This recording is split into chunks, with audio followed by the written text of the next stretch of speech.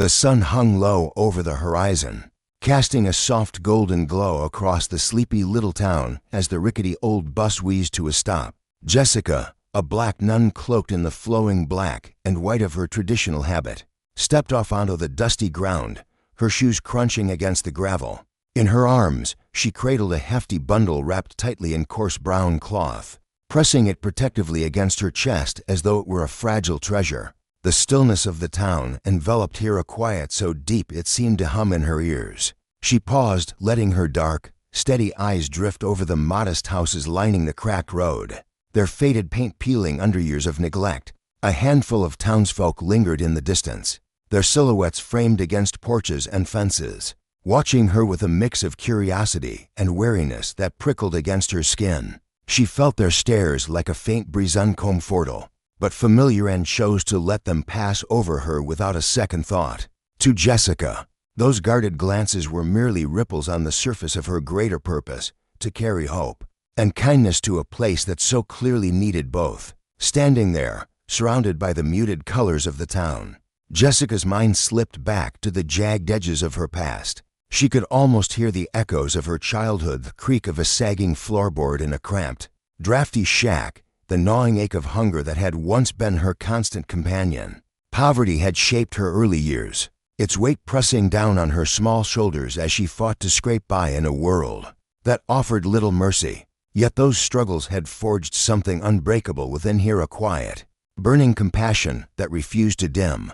As she grew, that flame had guided her to a life of service, to the vows she'd taken as a nun, to the promise of being a beacon for those lost in darkness. Now, with every breath she drew in this unfamiliar place, she felt the echoes of that resilient young girl who'd clawed her way out of despair, fueling her resolve to see this mission through.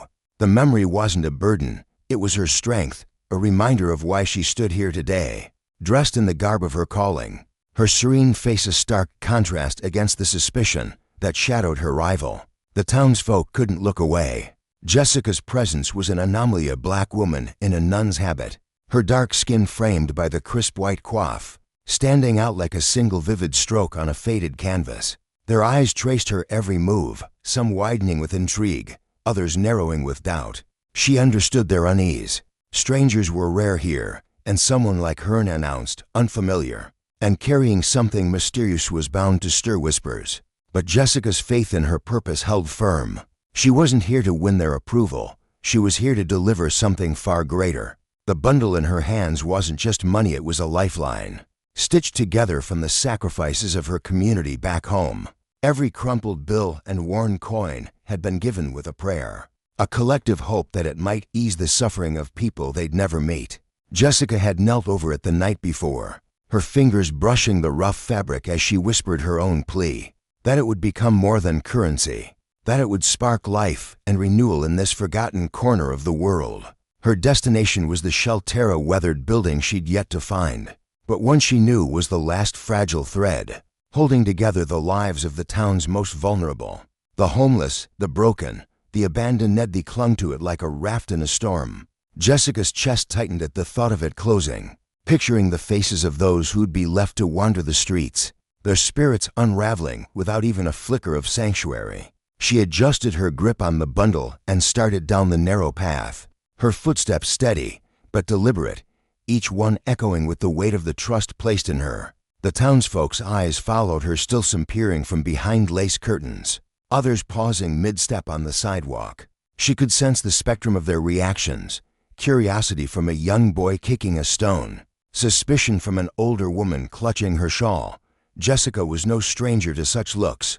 Her life as a black nun had been a tapestry of judgment and prejudice, each thread a reminder that her path would never be smooth.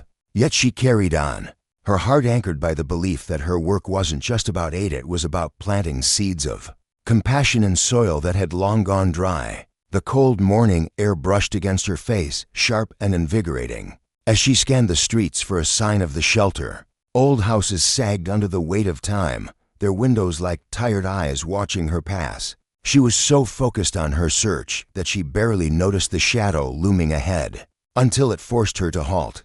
A man stood before her, tall and broad-shouldered, his police uniform crisp against the muted backdrop of the town. His face was a mask of stern lines, his eyes glinting with a cold, unyielding scrutiny that made the air between them feel heavy. Jessica met his gaze, unflinching, though her pulse quickened beneath her calm exterior. She didn't need words to sense his hostility. It radiated from him like heat from a fire, a silent declaration that she didn't belong. James, the officer, had been the town's guardian for years, his boots wearing grooves into its quiet streets.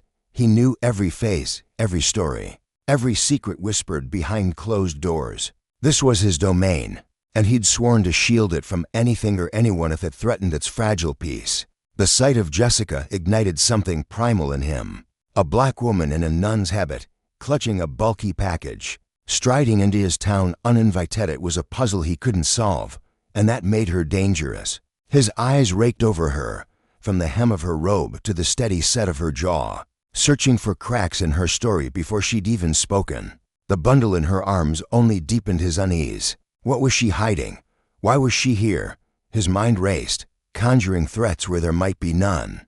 His instincts honed by years of vigilance and one bitter memory he couldn't shake. Silence stretched between them, thick and taut, until James finally broke it. "You lost, Mum." His voice was low, clipped, laced with an edge that suggested he'd already made up his mind about her. Jessica took a slow breath, steadying the flicker of frustration that stirred in her chest. "No, thank you," she replied, her tone soft but firm, a gentle ripple against his stone wall. "I'm here on a mission, just passing through." Her words hung in the air, sincere and unhurried, but they did nothing to thaw the frost in James's stare. His eyes flicked to the bundle, and she felt her fingers tighten around it instinctively, a shield against his growing suspicion. "What's in that package?" he pressed, his voice dropping colder still, each syllable dripping with distrust. To him, it wasn't just cloth and money. It was a potential weapon, a secret she was guarding too closely for his liking.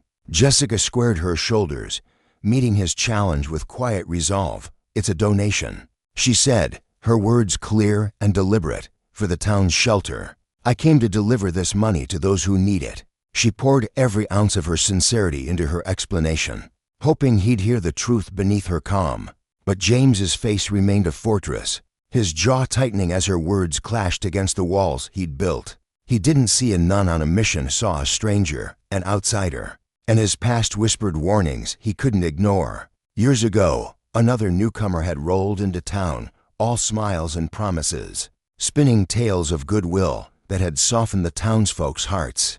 They'd opened their doors, their wallets, only to be left betrayed, their trust shattered and their savings stolen. That wound had scarred James deepest of all, turning his caution into a blade he wielded against anyone who didn't fit the town's familiar mold. Her composure rattled him more than he cared to admit.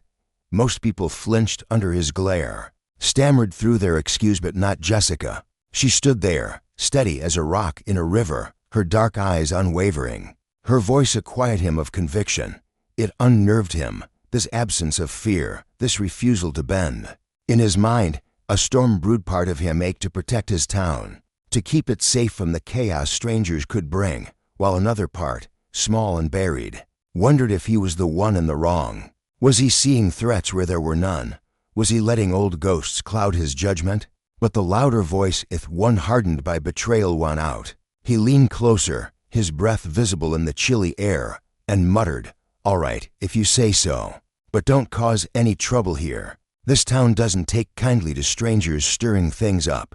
With that, he turned on his heel, his boots thudding against the ground, though he couldn't resist a final, wary glance over his shoulder. Jessica watched him go, a pang of sorrow tugging at her heart.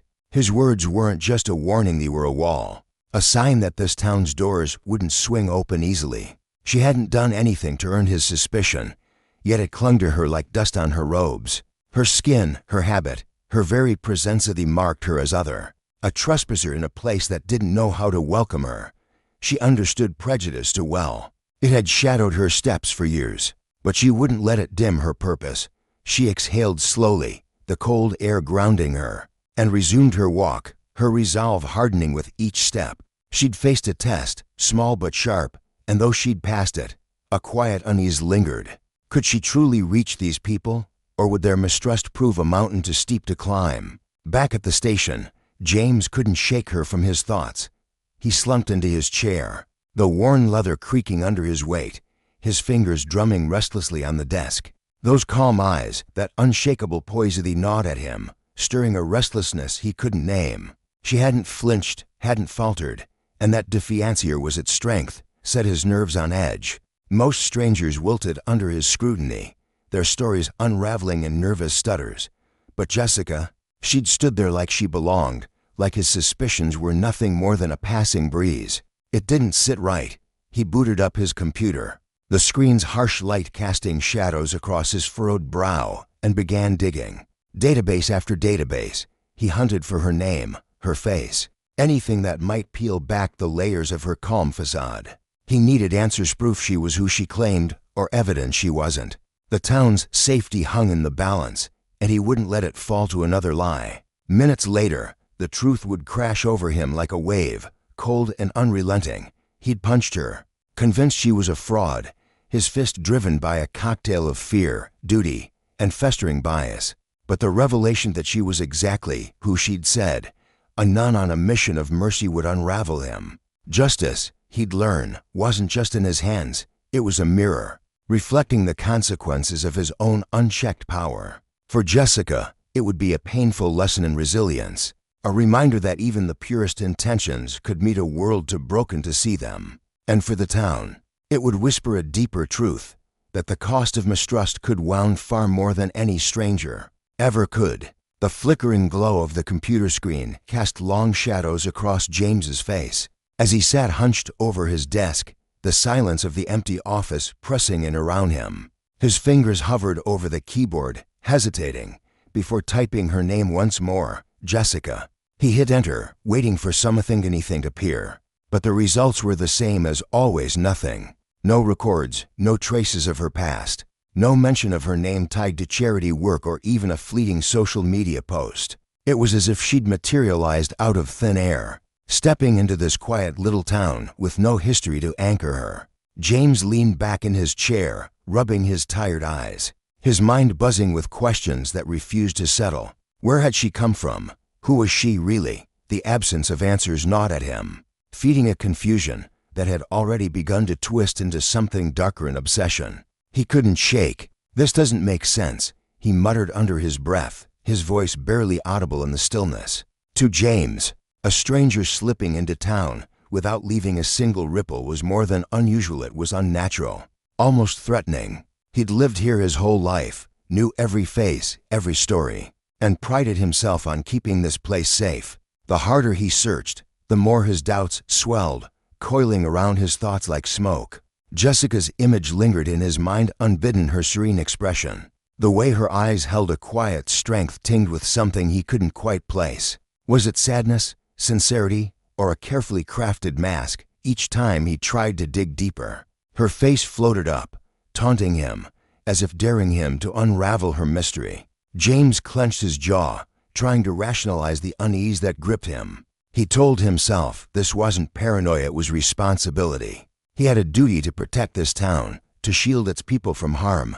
Jessica, with her sudden arrival and that bundle of cash she carried like some sacred relic, couldn't just be a harmless wanderer. His mind drifted back to a memory that still stung, sharp and bitter, a stranger years ago, all smiles and warm words, who'd wormed his way into the community's trust. That man had brought chaos, deception, theft, broken lives before vanishing into the night. The scars of that betrayal lingered in James, a wound that refused to heal. He couldn't let it happen again. He wouldn't let the townsfolk pay the price for his failure to act. Inside him, a war raged. One part of him burned with the need to safeguard his home, to root out any threat before it could take hold.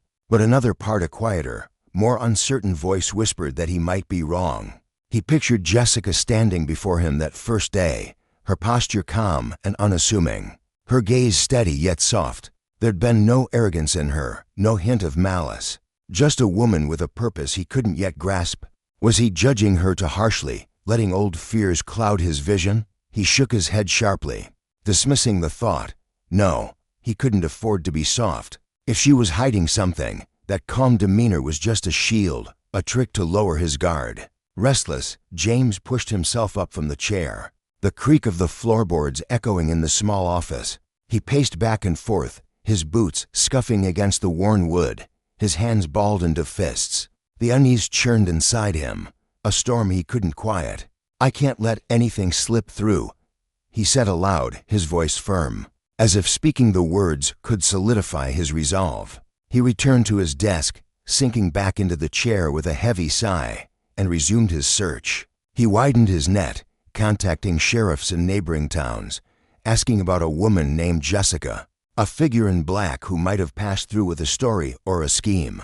But every call, every inquiry, came back empty. It was like chasing a ghost. Each dead end only fueled his fixation, turning Jessica into something larger, more menacing, in his mind. She wasn't just a stranger anymore. She was a riddle, a potential danger lurking beneath a veneer of kindness. As dusk settled over the town, painting the streets in muted grays, James stayed rooted at his desk. His eyes, bloodshot from hours of staring at the screen, darted between notes and maps sprawled across the surface. Outside, the world was hushed, the faint hum of streetlights the only sound breaking the night. But within James, chaos reigned. Every thought of Jessica tightened the knot in his chest, his suspicion hardening into a vow. He would uncover her truth, no matter how deep he had to dig, no matter what lines he had to cross. The office lights burned late into the night, a beacon of his unrelenting pursuit, as he lost himself in the labyrinth of his own making. Meanwhile, across town, the shelter hummed with a different kind of energy. The small building, its walls weathered but warm, glowed softly under the flicker of overhead lights. Laughter spilled from the kitchen, mingling with the clatter of pots and the rich aroma of simmering soup. Jessica moved among the volunteers, her hands steady as she chopped vegetables alongside Angela, the shelter's weary but spirited caretaker. Angela's face, lined with years of struggle, softened as she spoke, her voice carrying the weight of countless battles to keep this haven alive. "We were days from closing," she admitted, her eyes glistening with unshed tears. "Your donation, it's a lifeline." Jessica listened intently, her expression tender, absorbing every word. She understood the money she'd brought wasn't just currency, it was a thread of hope, woven from the generosity of a community she'd left behind. The room buzzed with life, volunteers stirring pots, homeless residents sharing quiet stories over mismatched plates. Children darted between tables, their giggles a fleeting reprieve from the hardness of their lives. Jessica sat beside Angela, her presence a steady anchor in the chaos, her dark attire contrasting with the warmth she exuded. She didn't speak much, but her eyes told a story of their own, compassionate, resolute, carrying a depth that hinted at a past she kept guarded. Then, without warning, the peace shattered. A loud bang erupted from the back door, the sound splittering through the room like a gunshot. The door flew open, hinges groaning, and a group of men stormed in, raw, unshaven, their faces carved with hostility. The air thickened with fear as their boots thudded against the floor, their cold eyes sweeping the space like predators sizing up prey. Angela leapt to her feet, her voice trembling but firm. "Everyone, stay calm," she urged, though her hands shook as she gestured for the children to huddle behind her. The volunteers froze, clutching spoons and trays, their faces pale with dread. The men didn't speak, didn't explain, just rummaged through shelves and overturned chairs, their movements deliberate and menacing. Jessica's gaze darted to the corner where she'd hidden the bundle of cash, tucked beneath a loose floorboard. Her heart pounded, not for herself, but for what that money represented: hope, survival, a chance for these people to hold on. She couldn't let it fall into the hands of these intruders who radiated greed and violence. Steeling herself, she rose and stepped forward, placing herself between the men and the frightened crowd. Her voice was steady, almost serene, as she addressed them. "What do you want?" she asked, her tone neither pleading nor confrontational, but carrying an unshakable resolve. For a moment, the leader, a hulking figure with a scar slashing across his brow, paused, caught off guard by her fearlessness. At that same moment, James trudged homeward through the darkened streets, his breath fogging in the chilly air. His shift had ended, but his mind still churned with thoughts of Jessica. The town lay quiet, its houses shuttered against the night, the wind whistling through bare branches, As he passed the shelter, a flash of light and a muffled shout stopped him cold. His instincts flared, years of vigilance snapping into focus. Without a second thought, he drew his revolver and crept toward the building, his pulse quickening with every step. He pushed the door open and stepped inside, the scene hitting him like a punch. The intruders tore through the room, their hands greedy and careless, while Jessica stood tall against them, a lone figure shielding the trembling volunteers and residents. The air was thick with tension, fear radiating from every corner. James's eyes locked on Jessica, and for the first time, he saw her not as a mystery to unravel, but as a woman of unshakable courage. Something shifted inside him, a flicker of awe, a crack in the wall of suspicion he'd built. "Stop right there," he barked, his voice slicing through the chaos, cold and commanding. The men turned, their defiance wavering under his steely glare. The leader stepped forward, his lip curling. "We're just taking what's ours," he growled, his tone daring James to challenge him. James didn't flinch, his grip tightening on the gun. "You've got two options," he said, his words deliberate, laced with authority. "Walk out now, or I'll handle this the way this town demands." His presence filled the room, a force as unyielding as the oak trees lining the streets outside. The intruders hesitated, their bravado crumbling. After a tense standoff, they backed away, retreating into the night with muttered curses. The shelter fell silent, the echo of their departure lingering like a held breath. James holstered his weapon, his gaze sweeping the room to ensure no danger remained. When his eyes met Jessica's, he saw gratitude there, and something softer understanding. For the first time, he felt the weight of his mistrust lift, replaced by a dawning realization. Her calm wasn't a disguise, but a strength born of genuine care. "Are you okay?" he asked, his voice quieter now, stripped of its earlier edge. Jessica nodded, a faint smile touching her lips. "Thank you, James. We'd have been lost without you." He didn't reply immediately, his gaze drifting to the faces around him, tired, grateful, clinging to this fragile sanctuary. In that moment, he understood his duty went beyond chasing threats. It was about preserving the goodness this place held, the compassion Jessica embodied. As the night stretched on, James stayed, helping to right overturned tables and soothe rattled nerves. The shelter settled back into its quiet rhythm, but something within him had changed. He saw Jessica not as a shadow to fear, but as a light he'd almost missed a lesson in justice, in the danger of letting power and prejudice blind him to truth. And as he worked alongside her, a new resolve took root, to protect not just the town, but the hope it cradled, no matter the cost. James tightened the last screw on the chair he'd just repaired, securing it firmly to the table in the dimly lit shelter. The creak of wood against metal echoed faintly in the quiet room, and for a fleeting moment, he felt a strange sense of ownership, as if this rundown place were his own home. His hands, rough from years of labor, paused as a wave of nostalgia washed over him. He could still see himself as that young, wide-eyed police officer, barely out of the academy, his uniform crisp and his heart ablaze with purpose. Back then, the law was his gospel, his shield against a chaotic world. He'd been so certain that compassion was a luxury he couldn't afford, that softness was a crack in his armor, a flaw that would lead to ruin. In his mind, strength meant unyielding resolve, and anything less was failure. But that night, everything shifted.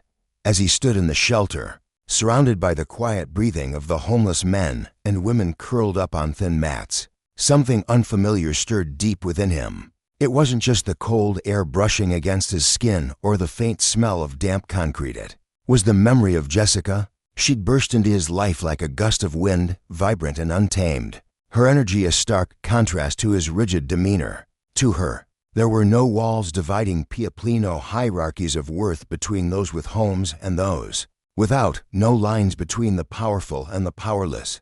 She saw humanity as a single, unbroken thread, and that vision had pierced through the fortress James had built around himself. For the first time, he wondered if true strength lay not in his iron will, but in the quiet courage of a compassionate heart. Sleep eluded him that night. He found a corner of the shelter, a rickety chair his only companion, and sat there, watching the huddled figures drift into the peace of slumber. The flickering light overhead cast long shadows across the room, mirroring the turmoil in his mind. He traced the arc of his career in his thoughts, years spent upholding order, enforcing rules, believing he was a guardian of justice. He'd always prided himself on his efficiency, on the way he could close a case with cold precision. But now, as the night stretched on, he saw the hollowness in that pride. Protection, he realized, wasn't just about strength or logic. It required a warmth he'd long suppressed, an understanding he'd never sought. The revelation gnawed at him, restless and insistent. Earlier that evening, danger had erupted at the shelter. A group of rowdy intruders had stormed in, their voices loud and menacing, threatening the fragile sanctuary Jessica had worked so hard to maintain. She'd stood her ground, unflinching, her voice steady as she faced them down. James had arrived just in time to intervene, his training kicking in as he dispersed the threat. But it was Jessica's bravery that lingered in his mind, her calm resolve, her refusal to let fear dictate her actions. And then there was the bundle of money she'd carried, tucked tightly under her arm as if it were both a treasure and a burden. It puzzled him that bundle's presence raised questions he couldn't shake. Who was she, really?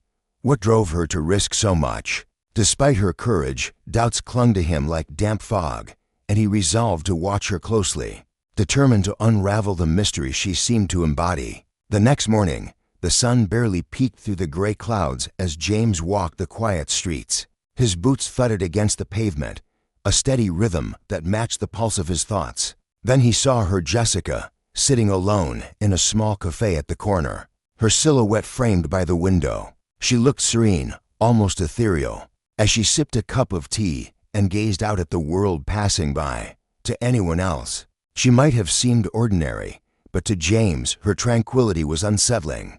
How could she sit there so calmly, he wondered, with that bundle of money still in her possession? His curiosity burned hotter than ever, tinged with suspicion, and without a second thought, he pushed through the cafe door and strode toward her. Jessica glanced up as he approached, her eyes catching the morning light. A soft smile curved her lips, as if she'd known he'd come. "Have a seat, James," she said, her voice warm and steady, betraying no hint of surprise. But he didn't sit. He stood across from her, his posture rigid, his jaw set. "Jessica," he began, his tone sharp and unyielding, "I need answers. That money you're carrying, I can't just take your word for it. Everything you've said makes sense on the surface, but I need to see that bundle for myself." She met his gaze without flinching, her expression calm and open. "I get it, James," she replied softly, "but I can't show you. This isn't just money, it's the trust of my community. They gave it to me because they believe in me, and I won't break that faith." Her refusal struck him like a slap. To James, it felt like defiance, a challenge to his authority. His voice hardened. "If you're as honest as you say, there's no reason to hide it. This is my town. Jessica am responsible for keeping it safe. I can't ignore risks." She didn't waver. Her eyes, filled with a quiet compassion, held his. "James," she said gently, "doubt doesn't always lead you to the truth. Sometimes it's trust that reveals what's real." Her words were like a spark igniting dry tinder. His frustration flared. He couldn't stomach her unshakable calm, couldn't accept that she might be right.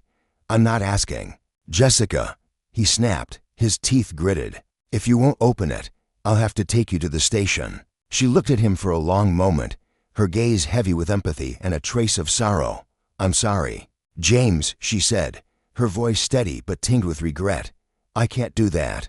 This money belongs to people who trust me to protect. Edie won't let that trust be broken." Her resolve pushed him over the edge. Anger surged through him, mingling with a bruised sense of pride and a gnawing fear that he was missing something vital. He grabbed her arm, his grip firm but not harsh, and declared, "Then you're coming with me." Jessica didn't resist. She rose silently, her demeanor unshaken, and let him lead her out of the cafe. Her lack of protest only deepened his unease. She moved with a quiet dignity that made him question himself even as he pressed forward. The police station loomed ahead, its brick walls stark against the evening sky inside. The air was thick with the scent of old coffee and the hum of fluorescent lights. James guided Jessica into the interrogation room, closing the door behind them with a heavy thud. A single bulb dangled from the ceiling, casting a harsh glow over the scarred table between them. Outside, the night pressed against the windows, the silence broken only by the faint ticking of a clock on the wall. Jessica sat across from him, her hands folded calmly in her lap, her eyes meeting his with a gentleness that felt almost disarming. James, on the other hand, loomed over the table, his hands braced against its edge, his stare intense and searching. "Tell me about the money," he demanded, his voice cutting through the stillness like a blade. "Where did it come from? Why are you here? What are you hiding?" Each question grew sharper, more insistent, as if he could force the truth out of her through sheer will. Jessica didn't flinch. She answered with a quiet grace, her words measured and sincere. She spoke of her community of people who'd scraped together every penny they could spare, not for themselves, but for those in need. Her voice carried a weight that softened the room's edges, a strength that didn't boast or beg for approval. Yet James couldn't let go. Her honesty clashed with the suspicion he'd nursed for years, and it left him adrift. He began to pace, his boots scuffing against the worn floor. Memories clawed their way to the surface, bitter flashes of a time when a charming outsider had wormed into the town's trust, only to bleed it dry and vanish. That betrayal had hardened him, forging a shell of mistrust he'd worn like a badge. But now, facing Jessica, that shell felt like a prison. Her eyes held no deceit, only a steadfast resolve that mirrored the compassion she lived by. His questions, he realized, weren't just for her, they were a mirror reflecting his own fears, his own flaws. He wanted her to falter, to give him a reason to cling to his doubts. But she offered nothing but truth. "James," she said at last, her voice cutting through the storm in his mind, "I know you're trying to protect this town. I respect that. But sometimes, we have to let go of the past to see what's in front of us. Not everyone is here to hurt you." Her words struck deep, peeling back layers he'd buried long ago. He stopped pacing, his breath catching as he felt the weight of his own burdens laid bare. For a moment, he was no longer the interrogator, was the one exposed, wrestling with a truth he'd avoided for too long. Slowly, he sank into the chair across from her, his steely gaze softened, giving way to a flicker of regret. "Jessica," he said, his voice rough with emotion, "I'm sorry. Maybe I've been wrong. I let the past control McCloud what I should have seen." The admission cost him, but it felt right, like shedding a weight he'd carried too long. Jessica smiled, her expression warm and forgiving. "It's okay, James," she said gently. "I understand what you've been through. Trust is hard. It's a lesson we all learn in our own time. But it's never too late to start." In that small, stark room, James felt something shift within him. Justice, he realized, wasn't just about enforcing rules, it was about recognizing when to bend, when to trust. And the abuse of power, he saw now, wasn't always in the hands of others. Sometimes it was in the rigidity he'd clung to, the walls he'd built to keep the world at bay. Jessica's quiet strength had shown him that compassion could coexist with duty, that true protection came from understanding, not just control. As the clock ticked on, the tension dissolved, leaving behind a fragile, hopeful peace, seemed a lesson he'd carry long after that night. In the dim light of the police station, James stood motionless, his uniform wrinkled from a long day that had stretched his nerves to their breaking point. Once a proud officer who saw himself as the town's unyielding shield against chaos, he now felt the weight of a different realization pressing down on him. His duty, he understood in a sudden, piercing moment of clarity, wasn't just about chasing down criminals or sniffing out danger where none existed. It was about something deeper, listening with an open ear, grasping the complexities of people's lives, and daring to trust when every instinct screamed otherwise. To truly safeguard this small, tight-knit community, he had to peel away the layers of suspicion he'd wrapped around himself like armor, and let his heart soften toward those who, like Jessica, had walked into town with nothing but good intentions. The air in the interrogation room hung heavy and still, the echoes of their earlier clash fading into a silence that felt almost sacred. What had begun as a tense standoff, James towering over Jessica, his voice sharp with accusation, had melted into something unexpected, a quiet, profound connection. Jessica sat across from him, her posture steady, her eyes calm and unguarded. James's chest tightened as he looked at her, really looked at her, and saw not a threat, but a mirror reflecting his own flaws. It wasn't her he'd needed to interrogate all along, it was himself. The fears that had burrowed deep into his mind, the prejudices he'd nursed from years of betrayal and hard-earned cynicism, they were the real culprits here. He rose from his chair, his movements slow and deliberate, and drew in a long, shaky breath. "Thank you, Jessica," he said, his voice softer than he'd intended, trembling with the weight of his epiphany. "I think you've shown me more than I ever expected to learn." A lightness bloomed within him, like the first breath after a storm, as if the shadows he'd carried for so long were finally lifting. Jessica's lips curved into a gentle smile, her eyes glowing with a kindness that pierced him. "We're all stumbling through this, James," she replied, her tone warm and steady. "Learning to trust it's a rough road, harder than we ever imagine. But I know you'll find your way." In that fleeting moment, James felt the ground shift beneath him. It hurt, this step forward, this peeling back of his old self, but it was a necessary ache, one that promised growth. He could feel it. A piece of himself, long buried under duty and distrust, was stirring awake, a part capable of empathy, eager to change. Yet even as he stood there, basking in the quiet revelation of the interrogation room, a flicker of conflict lingered. The station buzzed faintly round him, phones ringing, officers shuffling papers, but it all blurred into the background as his thoughts churned. Paul, his colleague of nearly a decade, had been watching from the sidelines. Paul was a weary man with sharp eyes and a quiet demeanor, the kind of friend who didn't need words to know when something was off. He'd seen James through countless nights, patrolling the town's sleepy streets, through moments of triumph and exhaustion, and he'd always trusted James's instincts as a protector. But now, as Paul leaned against the wall near the coffee machine, his brow furrowed with concern, he couldn't shake the feeling that his friend had veered onto a dangerous path. Word had spread through the station, like wildfire. James had detained Jessica, a newcomer with a bag of cash and a story that didn't quite add up. Without a shred of evidence beyond his own gut, Paul's jaw tightened as he replayed the whispers he'd overheard from the other officers. "She's here to help, not to hurt. James is losing it." He couldn't let this slide. Pushing off the wall, Paul strode toward James with purpose, his boots clicking against the linoleum floor. He caught James's arm and steered him into the hallway, a narrow stretch of flickering fluorescent light where they could talk without prying eyes. "James," Paul said, his voice low and unusually somber, cutting through the hum of the station. "Do you even realize what you're doing?" James turned to face him, his expression a mix of defiance and unease, his blue eyes darting as if searching for an anchor. "I know you've always wanted to keep this town safe," Paul pressed, his words measured but firm. "But locking up an innocent woman just because you can't bring yourself to trust her, that's not protection, that's crossing a line." James bristled, his shoulders stiffening as he tried to hold his ground. "Paul, you don't get it," he shot back, his voice tight with frustration. "Jessica could be trouble. She's got all this money, no real proof of why she's here, just her word. I've seen this town get burned before, people taking advantage of us. I can't let that happen again."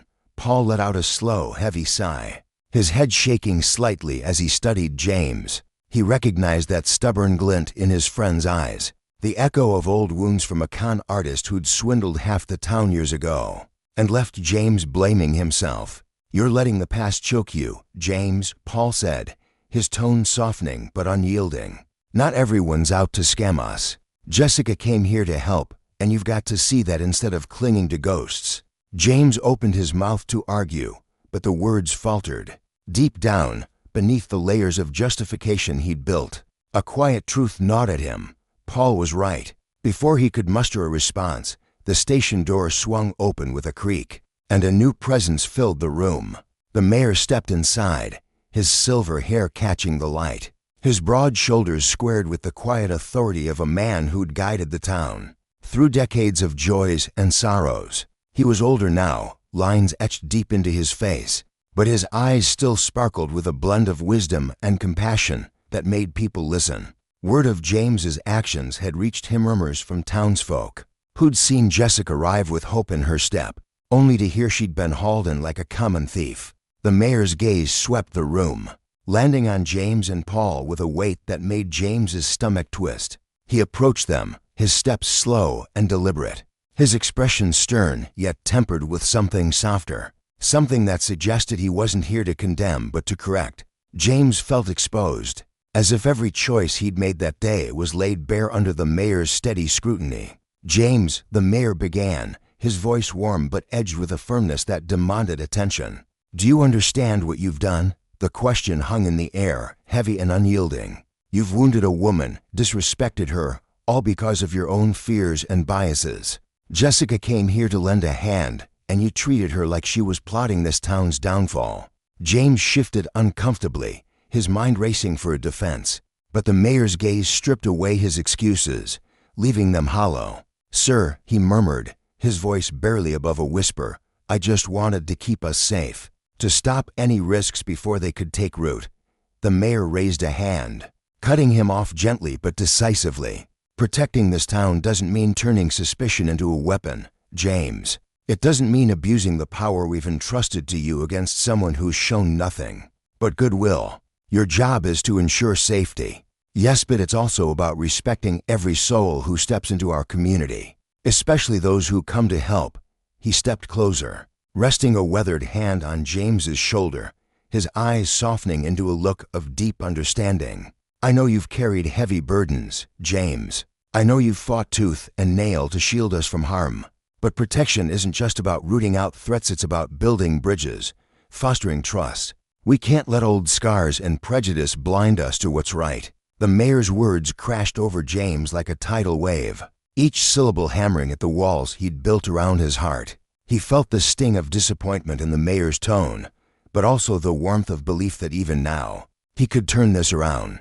His head dipped, a wave of regret washing over him as he saw the full scope of his mistake. "You're right," he admitted, his voice thick with shame.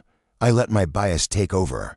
I couldn't see that Jessica was here to help. He was too caught up in my own head. I'm sorry, and I'll fix this." The mayor's stern expression eased into a faint, approving nod, a glimmer of pride flickering in his eyes. "It's a good man who can face his faults, James," he said quietly. "None of us get it right every time. We stumble. We fall, but what counts is picking ourselves up and learning from it. Go to Jessica. Apologize. Show her this town welcomes those with good hearts." James glanced back toward the interrogation room, resolve hardening in his chest. He had to make this right. When he stepped inside, Jessica was still there, sitting with a stillness that radiated grace. Her face was serene, untouched by bitterness, as if the hours of suspicion hadn't shaken her spirit. Seeing her like that bode, unshaken, only deepened the ache in James's chest. He cleared his throat, his voice unsteady as he began. "Jessica, I'm sorry. I let my fears and my own messed up ideas take the wheel, and I treated you like you didn't deserve. I was wrong not to trust you, wrong not to see your kindness for what it was." She looked up at him, her soft smile cutting through the tension like sunlight through fog.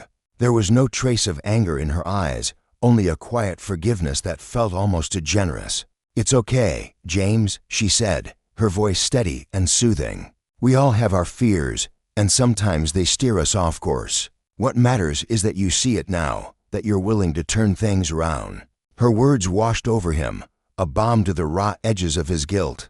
It wasn't just absolution she offered, it was a challenge, a call to grow, to learn how to spot the good in people even when his instincts screamed otherwise. Jessica wasn't just a stranger passing through, she was a lesson in flesh and blood, teaching him patience, tolerance, and the courage to let go of control. They stepped out of the room together, James's boots dragging slightly against the floor, heavy with the weight of his remorse, but buoyed by a strange new peace.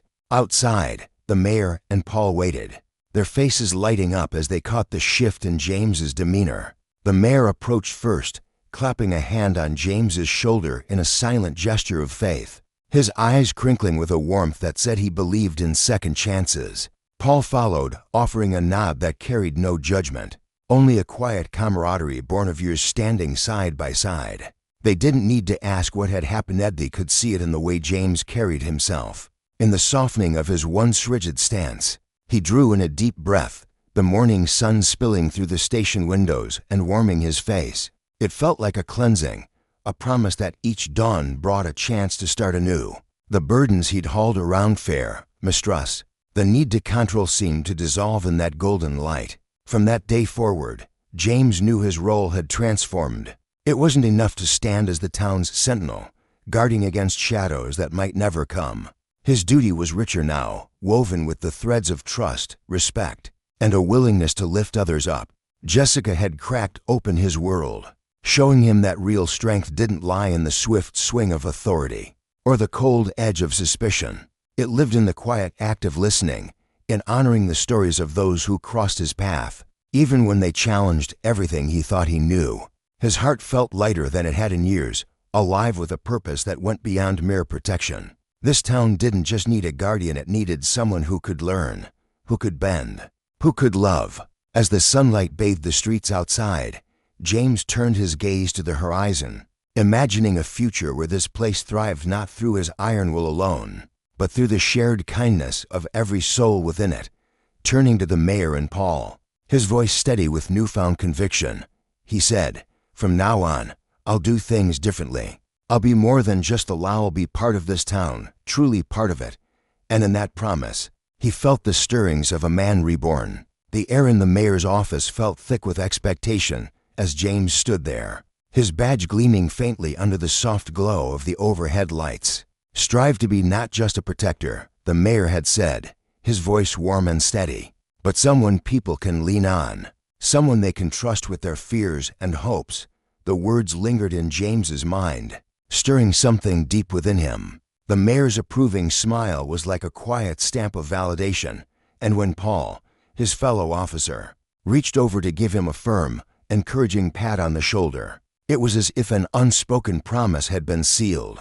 That simple gesture carried weight, a silent vow that James could rise to the challenge, that he could be more than just a uniform. But the memory of his mistake gnawed at him. It wasn't just the mayor's intervention that haunted him. It was Jessica's faster, quiet strength and the hurt he'd caused her with his rash judgment. When the mayor had stepped in and offered that heartfelt apology on behalf of the force, James felt a pang of shame twist in his chest. He'd been wrong, and it wasn't enough to simply admit it to himself. He needed to make it right, not just to win back Jessica's trust, but to reshape the way he saw his role in this small, tight-knit town.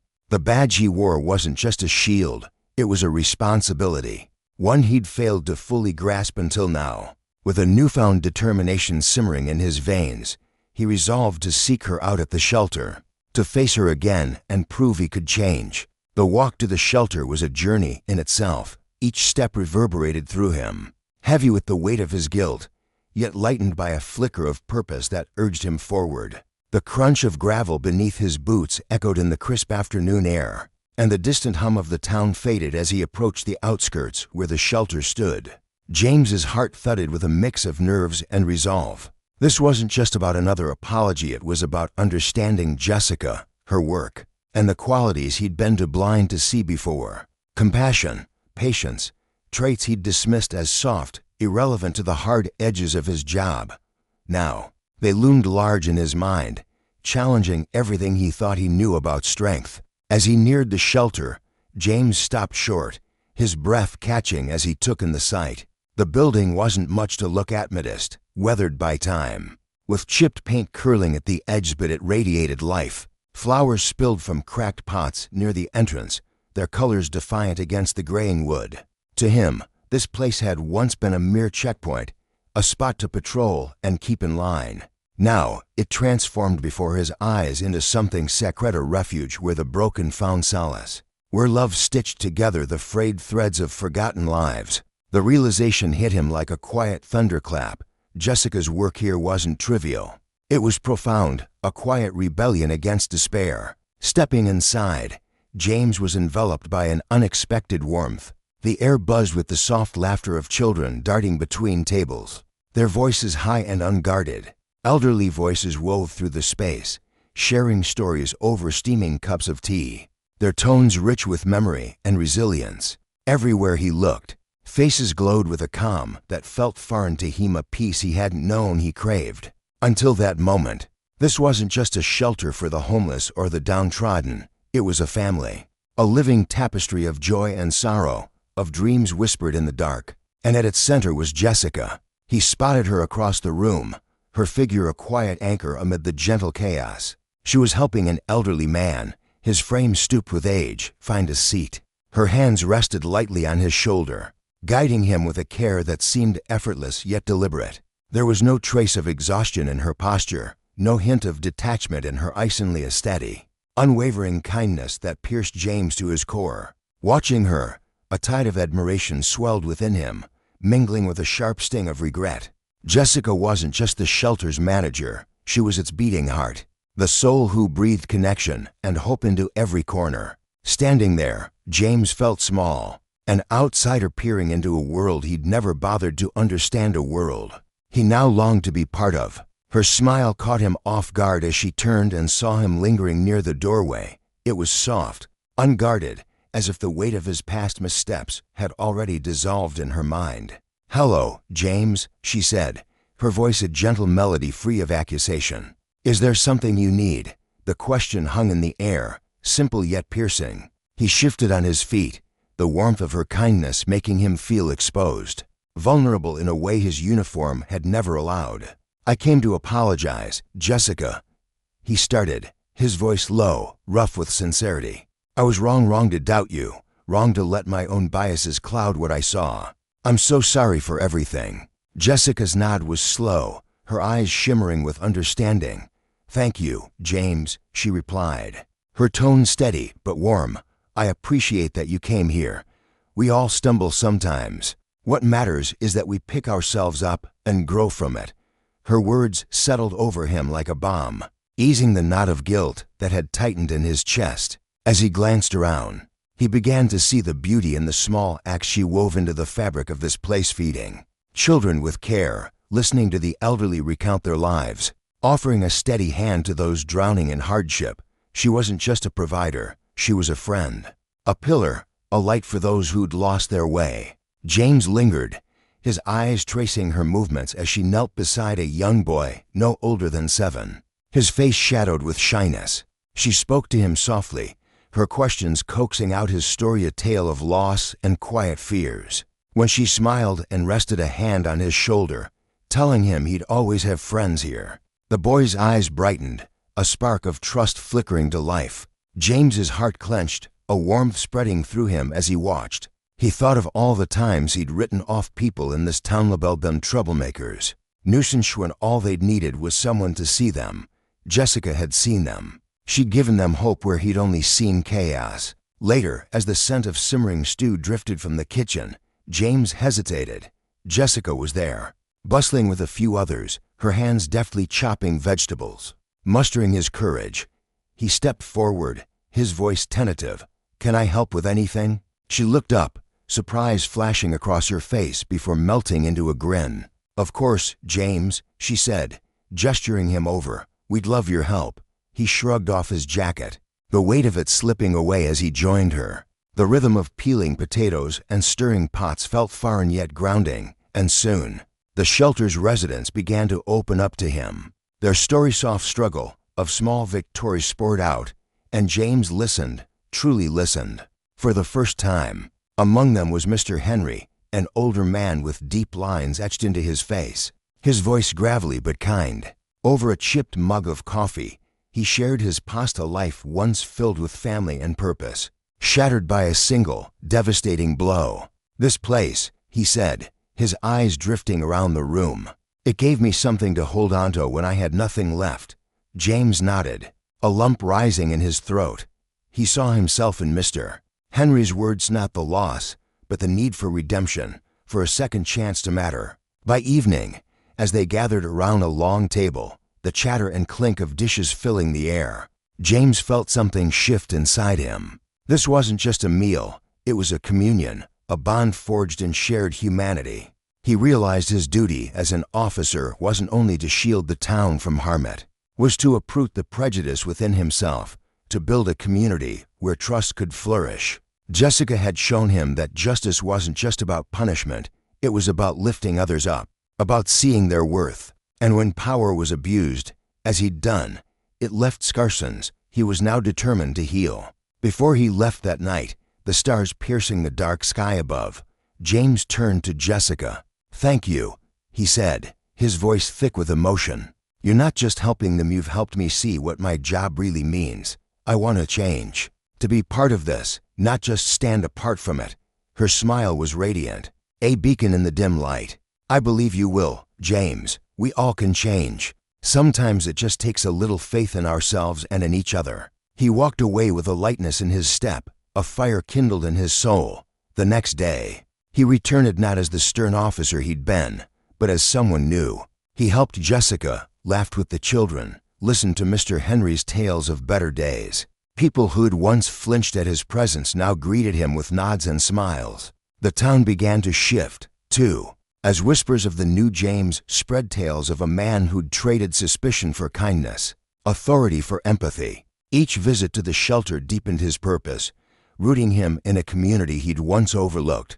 Jessica had sparked his transformation, but it was the people, their stories, their resiliency kept it alive. And as he stood among them, James knew this was only the beginning of a journey to protect with heart, to serve with grace, and to mend the fractures his own misuse of power had once caused. In a small, unassuming town, what began as a humble shelter, a modest haven for the weary, the broken, and the displaced, blossomed into something far greater than anyone could have imagined. Once a mere roof over the heads of the homeless and the struggling, it grew into a radiant beacon of hope, a testament to the boundless power of human compassion.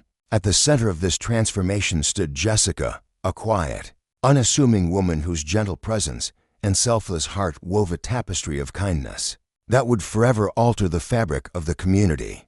Beside her was James, a man once tethered to a rigid sense of duty, who found himself reshaped by the lessons she imparted, lessons of unity, empathy, and the profound consequences of wielding power without care. The shelter, in its early days, had been a place of last resort, a shadowed corner where the downtrodden sought fleeting solace. But as Jessica poured her soul into it, it became more than just a physical refuge. She didn't merely offer food or a bed. She offered dignity, a listening ear, and a spark of hope to those who had long forgotten what it felt like to be seen.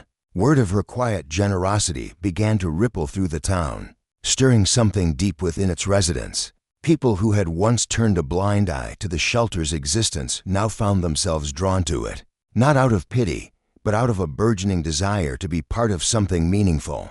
They arrived with armfuls of blankets, pots of steaming soup, and willing hands, eager to contribute to a cause that transcended mere survival. The shelter, under Jessica's tender influence, became a sanctuary not just for the body, but for the spirit, a place where the townsfolk discovered that true justice lies not in judgment, but in lifting one another up. Among those who felt this shift most keenly was James, a man whose life had once been defined by a narrow view of protection. He had patrolled the town's edges, vigilant against external threats, believing his role was to shield the community from harm with a stern hand. But as he watched Jessica move through the shelter, her soft voice soothing a trembling child, her steady gaze meeting the eyes of a weary elder, began to see the cracks in his own understanding. Power, he realized, could crush as easily as it could safeguard, and he felt a pang of shame for the times he'd wielded it without thought. Jessica's way was different. She ruled not with force, but with kindness, and in doing so, she unlocked a strength within the town that James had never known existed. His chest tightened with a mix of awe and gratitude as he stood beside her, watching the people he'd once overlooked come alive with purpose. The townsfolk, too, were swept up in this quiet revolution, where indifference had once reigned. Warmth now took root. Families who had never spoken to their neighbors began to organize donation drives, their kitchens buzzing with the clatter of pots and the laughter of children. As they prepared meals to share, young men and women, restless with energy, rolled up their sleeves to patch the shelter's leaky roof and repaint its weathered walls, their chatter filling the air with a sense of camaraderie. Even the wealthiest residents, who had long hoarded their riches behind closed doors, opened their wallets, moved by the stories of lives transformed under Jessica's care. An elderly man, his hands gnarled from years of labor, found not just a home but a job sweeping the town's streets, his weathered face breaking into a rare smile as he thanked Jessica for seeing worth. where he'd seen none. A young woman, her spirit once shattered by loss, sat across from Jessica night after night, her voice trembling as she poured out her grief. With each word, Jessica's patient encouragement stitched her broken pieces back together, until she dared to dream again, her eyes alight with a fire she thought she'd lost forever. These stories, small, fragile threads at first wove themselves into a vibrant tapestry that draped the town in a new kind of beauty. Evenings at the shelter became sacred gatherings, where the clink of spoons against bowls mingled with the hum of shared laughter and the soft recounting of personal triumphs and sorrows. The meals nourished more than hungry stomachs. They fed a growing sense of belonging. People lingered long after the plates were cleared, their voices rising and falling in a symphony of connection. A grizzled old fisherman, who had spent decades in solitude, found himself swapping tales with a teenage girl who dreamed of the sea. A mother, her face lined with worry, wept as she spoke of her struggles, only to feel the gentle weight of a stranger's hand on her shoulder. In those moments, the town shed its old skin, emerging as a community bound by something deeper than proximity, a shared heartbeat of compassion and trust. For James, this transformation was both a revelation and a reckoning. He stood in the shelter's dim light, watching the faces around him glow with a quiet joy, and felt a shift within himself. His hands, once clenched in readiness to defend, now open to receive the stories of those he'd sworn to protect. He thought of the times he'd walked past the shelter with a dismissive glance, convinced it was a place for the weak.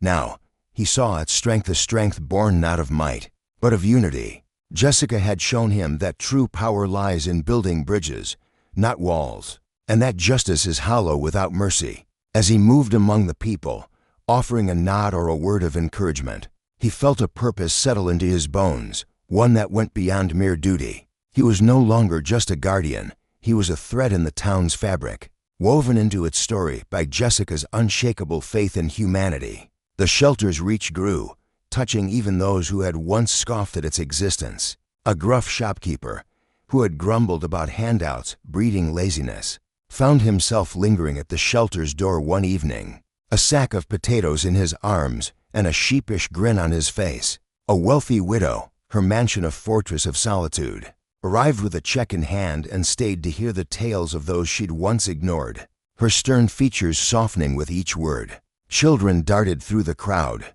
their laughter a bright counterpoint to the weight of the adults' burdens, while teenagers hauled crates of donated clothes with a pride that belied their years. The shelter became a mirror, reflecting the town's capacity for goodness back at itself. And in that reflection, the people saw not just who they were, but who they could be. Yet, as the seasons turned, a bittersweet shadow loomed. Jessica, the quiet force behind it all, prepared to leave. The news settled over the town like a heavy fog, and the shelter buzzed with a restless energy as the day of her departure drew near. The people gathered, their faces a gallery of emotions: gratitude, sorrow, and a fierce determination to honor her legacy. An orphan boy, his small frame dwarfed by the crowd, clutched a handmade card, its edges smudged with crayon. He pressed it into James's hands, his voice trembling with pride as he said, "Mr. James, thank you for making this town warmer." James's throat tightened as he read the simple message, the boy's words echoing Jessica's quiet wisdom. Nearby, the elderly man who'd found a home wiped at his eyes with a gnarled hand, while the young woman Jessica had lifted from despair stood tall, her gaze steady and bright. They were living proof of the change Jessica had wrought, each a testament to the enduring power of small, selfless acts. As Jessica stood before the shelter one last time, the townsfolk pressed close, their voices overlapping in a chorus of thanks. She looked out at them, her eyes tracing the lines of every facete children she'd comforted, the elders she'd honored, the broken souls she'd helped mend. Her heart swelled with a quiet pride, tempered by the ache of leaving a place she'd come to love. James stood at her side, his broad shoulders squared with a newfound resolve. He met her gaze, his voice thick with emotion as he said, "Jessica, you've changed us all.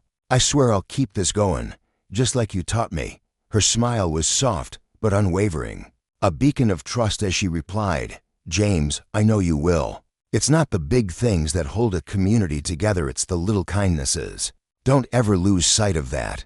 With a final wave, Jessica climbed into the waiting vehicle, the engine's low rumble cutting through the silence. As it pulled away, dust curling in its wake, the townsfolk stood rooted in place, their eyes glistening with unshed tears. She was gone, but her presence lingered in the shelter's sturdy walls, in the warmth of every shared meal, in the courage of every mended heart. James watched her go, the boy's card a steady weight in his pocket, and felt a fire kindle within him. He turned back to the shelter, its lights spilling into the dusk, and knew his work was just beginning. In the days that followed, James threw himself into the shelter with a fervor born of promise. He greeted each newcomer with a quiet nod, sat with them through their stories, and offered a hand to steady their faltering steps. The townsfolk rallied around him, their efforts blooming like wildflowers after a long winter. A carpenter arrived with planks of wood to mend a sagging porch, his gruff voice softened by the chatter of the children who trailed him. A seamstress stitched blankets from scraps, her fingers deft and sure as she hummed an old tune. Week after week, new faces appeared, some to give, some to receive, all to connect. The shelter pulsed with life, its every corner alive with the echoes of Jessica's compassion. Through it all, James carried her lessons close. He saw now that justice wasn't just about punishing the wicked or guarding against chaos. It was about ensuring no one was left to face the dark alone. Power, misused, could fracture a town into 1,000 jagged pieces, but wielded with care, it could bind those pieces into something whole and strong. Each night, as he sat among the townsfolk, their voices weaving a tapestry of resilience and hope, he felt Jessica's spirit beside him. The shelter, once a fleeting refuge, had become the town's beating heart, a monument to the idea that kindness, not force, is the truest measure of strength. And as the stars wheeled overhead, James knew this was only the beginning. The journey ahead would be long, but with Jessica's legacy lighting the way, he was ready to build a community where every soul could find a home. The autumn evening draped Cedar Street in a deepening shroud of twilight, the air crisp and tinged with the faint scent of fallen leaves. Streetlights blinked to life one by one, their soft glow stretching long, wavering shadows across the pristine suburban pavement. Behind the wheel of his sleek black BMW, Judge Marcus Thompson guided the car with the steady precision that defined his life. At 52, he carried the weight of 15 years as one of the city's most esteemed federal judges, a reputation forged through relentless dedication and an unyielding eye for detail. His silver-rimmed glasses glinted faintly in the dimming light, his dark suit still crisp despite the long hours, though his tie hung slightly loose after a grueling 12-hour day at the courthouse. His jacket rested neatly across the back seat, a silent testament to the order he prized. All he wanted now was to sink into the comfort of home, to hear his wife's laughter and his daughter's chatter over dinner. But a flicker in his rearview mirror jolted him from that quiet anticipation. A white and blue police cruiser had been trailing him for 6 blocks, its presence a persistent shadow. Marcus's eyes darted to the speedometer on the limit, not a fraction over. His hands tightened around the steering wheel, the leather creaking faintly under his grip as a familiar unease coiled in his chest. Even after all these years, even with his title and his polished BMW, he knew the unspoken rules that governed a black man driving through a neighborhood like this after dark. The tension wasn't new, but it never dulled. Behind him, Officer James Reynolds squinted through the windshield of his patrol car, his gaze locked on the BMW's taillights. At 34, with 8 years on the force, Reynolds had carved out a reputation, though not one he'd call tarnished.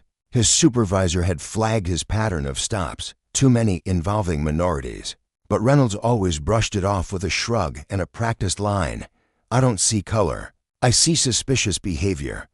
Now, as the BMW paused at a stop sign, brake lights flaring red, he leaned forward slightly. The driver had stopped fully, textbook perfect, but something gnawed at him. This wasn't the kind of carriage driver he expected here, not at this hour. His finger lingered over the light bar control, itching to act. For Marcus, the world shifted when those red and blue lights exploded behind him. A sudden burst of color cutting through the dusk. His stomach sank, a heavy stone of dread settling there, though he knew he'd done nothing wrong. With deliberate calm, he flicked on his dashboard camera, ritual born of necessity, honed over years of moments just like this. He reached for his phone, placing it on the passenger seat, its camera angled to capture everything. The interior lights snapped on, flooding the car with a stark glow as he rolled down his window. Cool air slipped inside, brushing against his face as he rested both hands on the wheel, palms up. Visible. In the side mirror, he watched Officer Reynolds approach, the beam of a flashlight slicing through the night, sharp and blinding as it swept across the glass. Reynolds cut an imposing figuretto, broad-shouldered, his military-style buzz cut framing a face set in a rigid, stony frown. His right hand hovered near his holster, a detail Marcus clocked instantly, his pulse quickening despite his outward composure. License and registration, Reynolds snapped, his voice rough. The flashlight now trained directly on Marcus's face, forcing him to squint against the glare. "Good evening, officer," Marcus replied, his tone even, though an ember of anger flickered deep within, mingling with the humiliation he'd swallowed too many times before. "I live in this neighborhood. May I ask why you pulled me over?" Reynolds' jaw tightened, his eyes narrowing. "I'll ask the questions here. License and registration." Now, the command was sharp, edged with an authority that felt brittle, like it might crack under pressure. Marcus moved slowly, narrating each step with the precision of a man who'd learned the stakes long ago. "Officer, I'm going to reach for my documents now. They're in my glove box." His fingers brushed the latch, his breath steady despite the weight of the moment. He knew how fast these encounters could spiral, knew it from the cases he'd presided over, from the stories he'd lived. As he handed over his license and registration, the flashlight beam caught the text on his credentials, and a shadow of recognition flickered across Reynolds' face. Federal judges didn't often find themselves on the receiving end of a routine stop. "Sir," Marcus said, his voice carrying the same measured cadence he used to silence a courtroom, "I still haven't been informed of the reason for this stop. Could you please tell me what traffic violation you observed?" Reynolds straightened, his posture stiffening as if bracing against an unseen blow. The easy confidence he usually wielded in these moments faltered, replaced by a creeping realization that he'd misstepped admittedly. He glanced at the license again, then back at Marcus, the weight of his error pressing down like the thickening night air. This wasn't just another stop. For Marcus, it was a bitter echo of a truth he'd never outrun. No title, no success could fully shield him from the assumptions etched into the world around him. For Reynolds, it was the beginning of a reckoning he hadn't seen coming. The silence stretched taut between them, the only sound the faint rustle of leaves skittering across the pavement. Reynolds shifted his weight, his boots scuffing the asphalt as he stared at the gold federal judge badge, gleaming under his flashlight. It felt like a taunt, a silent rebuke to his authority. His mind raced, scrambling for a justification, but the truth gnawed at him had none. "Step out of the vehicle," he barked, clinging to control, though his voice wavered. Stripped of its usual bite, Marcus drew a slow, deliberate breath, his years on the bench flashing through his mind cases where a simple stop had unraveled into chaos. Lives lost over pride or panic. He tapped his phone, double-checking the recording, then spoke clearly, his words cutting through the tension. "Officer Reynolds, I respectfully decline to exit my vehicle unless you can provide a legitimate reason for this stop. As you can see from my credentials, I am a federal judge, and I know my rights under the law." Reynolds' face flushed, a sheen of sweat breaking out across his forehead despite the chill. In 8 years, no one had ever met his authority with such calm, unyielding clarity. Most people shouted or shrank. Marcus did neither. "Sir, I observe your vehicle driving erratically," he said, the lie bitter on his tongue. A desperate grasp at justification. He knew his own dash cam would betray him, but he was cornered. Marcus's eyebrow arched, his expression a mask of neutrality that hid the storm beneath. "Officer, I know your patrol car has a dashboard camera, so does my vehicle, and I've been recording this on my phone. Would you like to revise that statement?" A young couple strolled by, their dog tugging at its leash, their curious glances lingering on the scene. Reynolds felt their eyes like a spotlight, his confidence crumbling under Marcus's steady gaze. His hand, once poised near his holster, dropped to his side, heavy and useless. He started, then stopped, words failing him for the first time in his career. Marcus saw the shift crack in the officer's armor and chose to seize it. In his courtroom, he'd learned that tension could be a teacher. "Officer Reynolds, what's your badge number and the name of your supervising officer?" Reynolds stiffened, muscle memory kicking in. "Badge number 47,800. My supervising officer is Lieutenant Martinez." "Thank you," Marcus said, pulling out his phone. His fingers danced across the screen with practiced speed as he typed. "Lieutenant Martinez and I serve together on the city's police oversight committee. I'm sending her a message now." Reynolds' stomach lurched, dread pooling cold and heavy. The stop wasn't just a misjudgment, it could unravel everything. His mind flashed to his mortgage payments, his son's school fees, the way his wife's face would fall if he came home with news of a suspension or worse. But Marcus wasn't finished. Looking directly at Reynolds, he softened his tone, though his eyes held firm. "I believe this could be an opportunity for something more constructive than a formal complaint." Reynolds blinked, caught off guard by the shift. The judge's voice took on a reflective depth, the kind that filled a courtroom with quiet authority. "Tomorrow morning, I'm presiding over several cases involving police conduct and racial profiling. I'd like you to observe these proceedings, Officer Reynolds, not as punishment, but as a chance to gain perspective." The offer hung in the air, unexpected and weighty. Reynolds stood frozen, his breath shallow as he processed it. He'd braced for ruin, not redemption. For Marcus, this was more than a traffic stop, it was a lesson in justice, a chance to turn prejudice into understanding. For Reynolds, it was a mirror held up 2 years of denial, a moment that would linger long after the lights of Cedar Street faded into the night. The consequences of power wielded carelessly had never felt so real, nor the possibility of growth so close. The night hung heavy with tension as Officer James Reynolds stood by the side of the road, his flashlight trembling slightly in his grip. He took a deep breath, the cool air biting at his lungs, and chose his words with the precision of a man walking a tightrope. "This isn't an invitation to court, sir," he said, his voice steady but laced with uncertainty. He paused, glancing at the man in the car, whose silhouette was barely illuminated by the dim streetlights. Judge Marcus Thompson leaned forward slightly, resting an elbow on the window frame, his dark eyes locking onto Reynolds with an intensity that made the officer's stomach twist. "Are you telling me you're not planning to file a complaint?" Marcus asked, his tone calm yet piercing, cutting through the night like a blade. Reynolds shifted his weight, the gravel crunching under his boots, as he wrestled with the moment. "I've seen too many good careers crumble over a single misstep, Officer Reynolds," Marcus continued, his voice softening but carrying a weight that pressed against Reynolds' chest. "What I haven't seen enough of is growth, real change.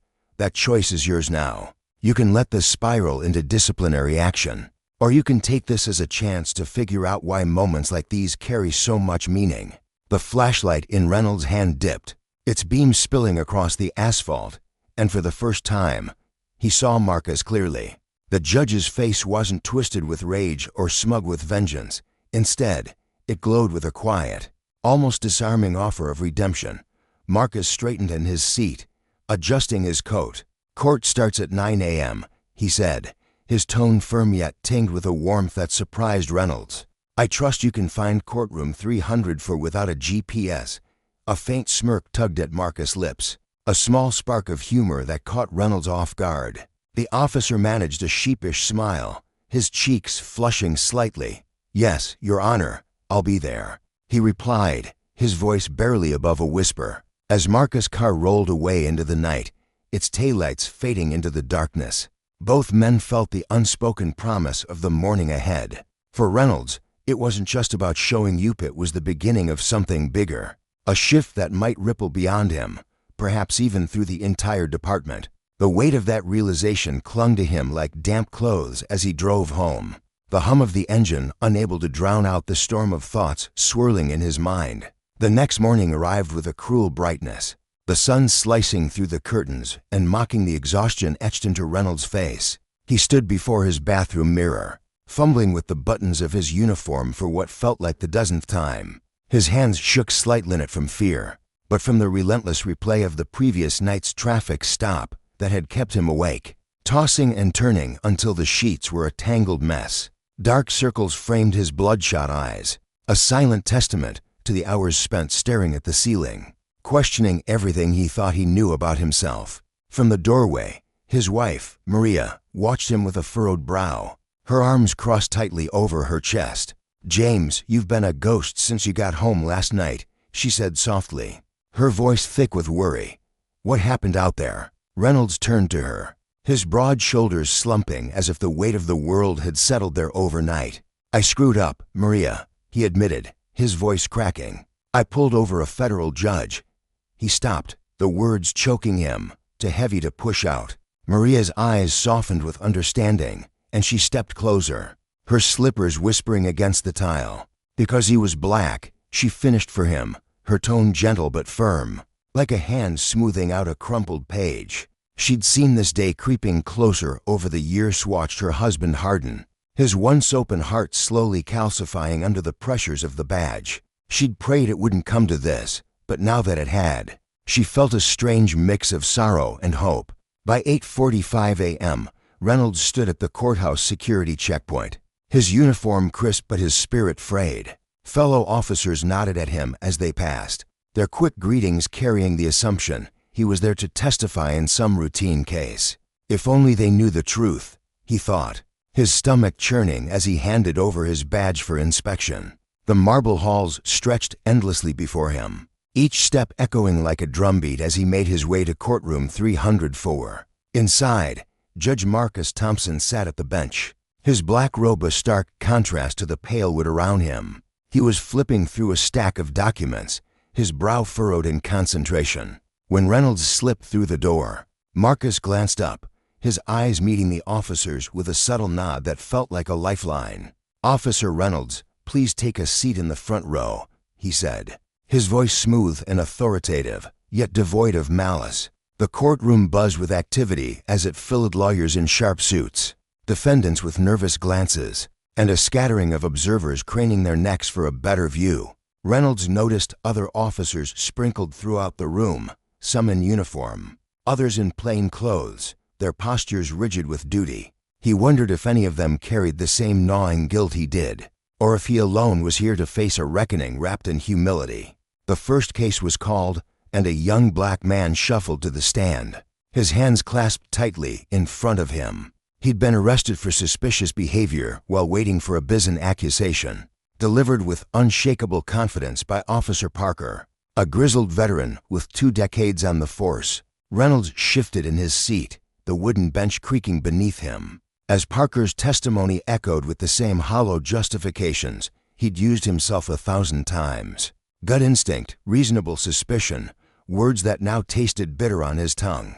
Judge Thompson listened in silence, his expression an unreadable mask. When Parker finished, the judge removed his glasses with deliberate care and leaned forward, his elbows resting on the bench.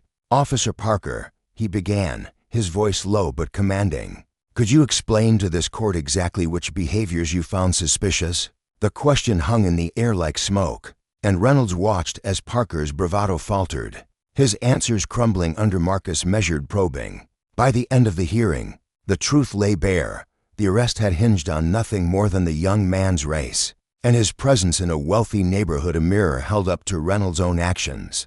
The night before, heat crept up his neck, his face burning with a shame he couldn't shake. Case after case unfolded, each one peeling back the layers of bias woven into the fabric of law enforcement.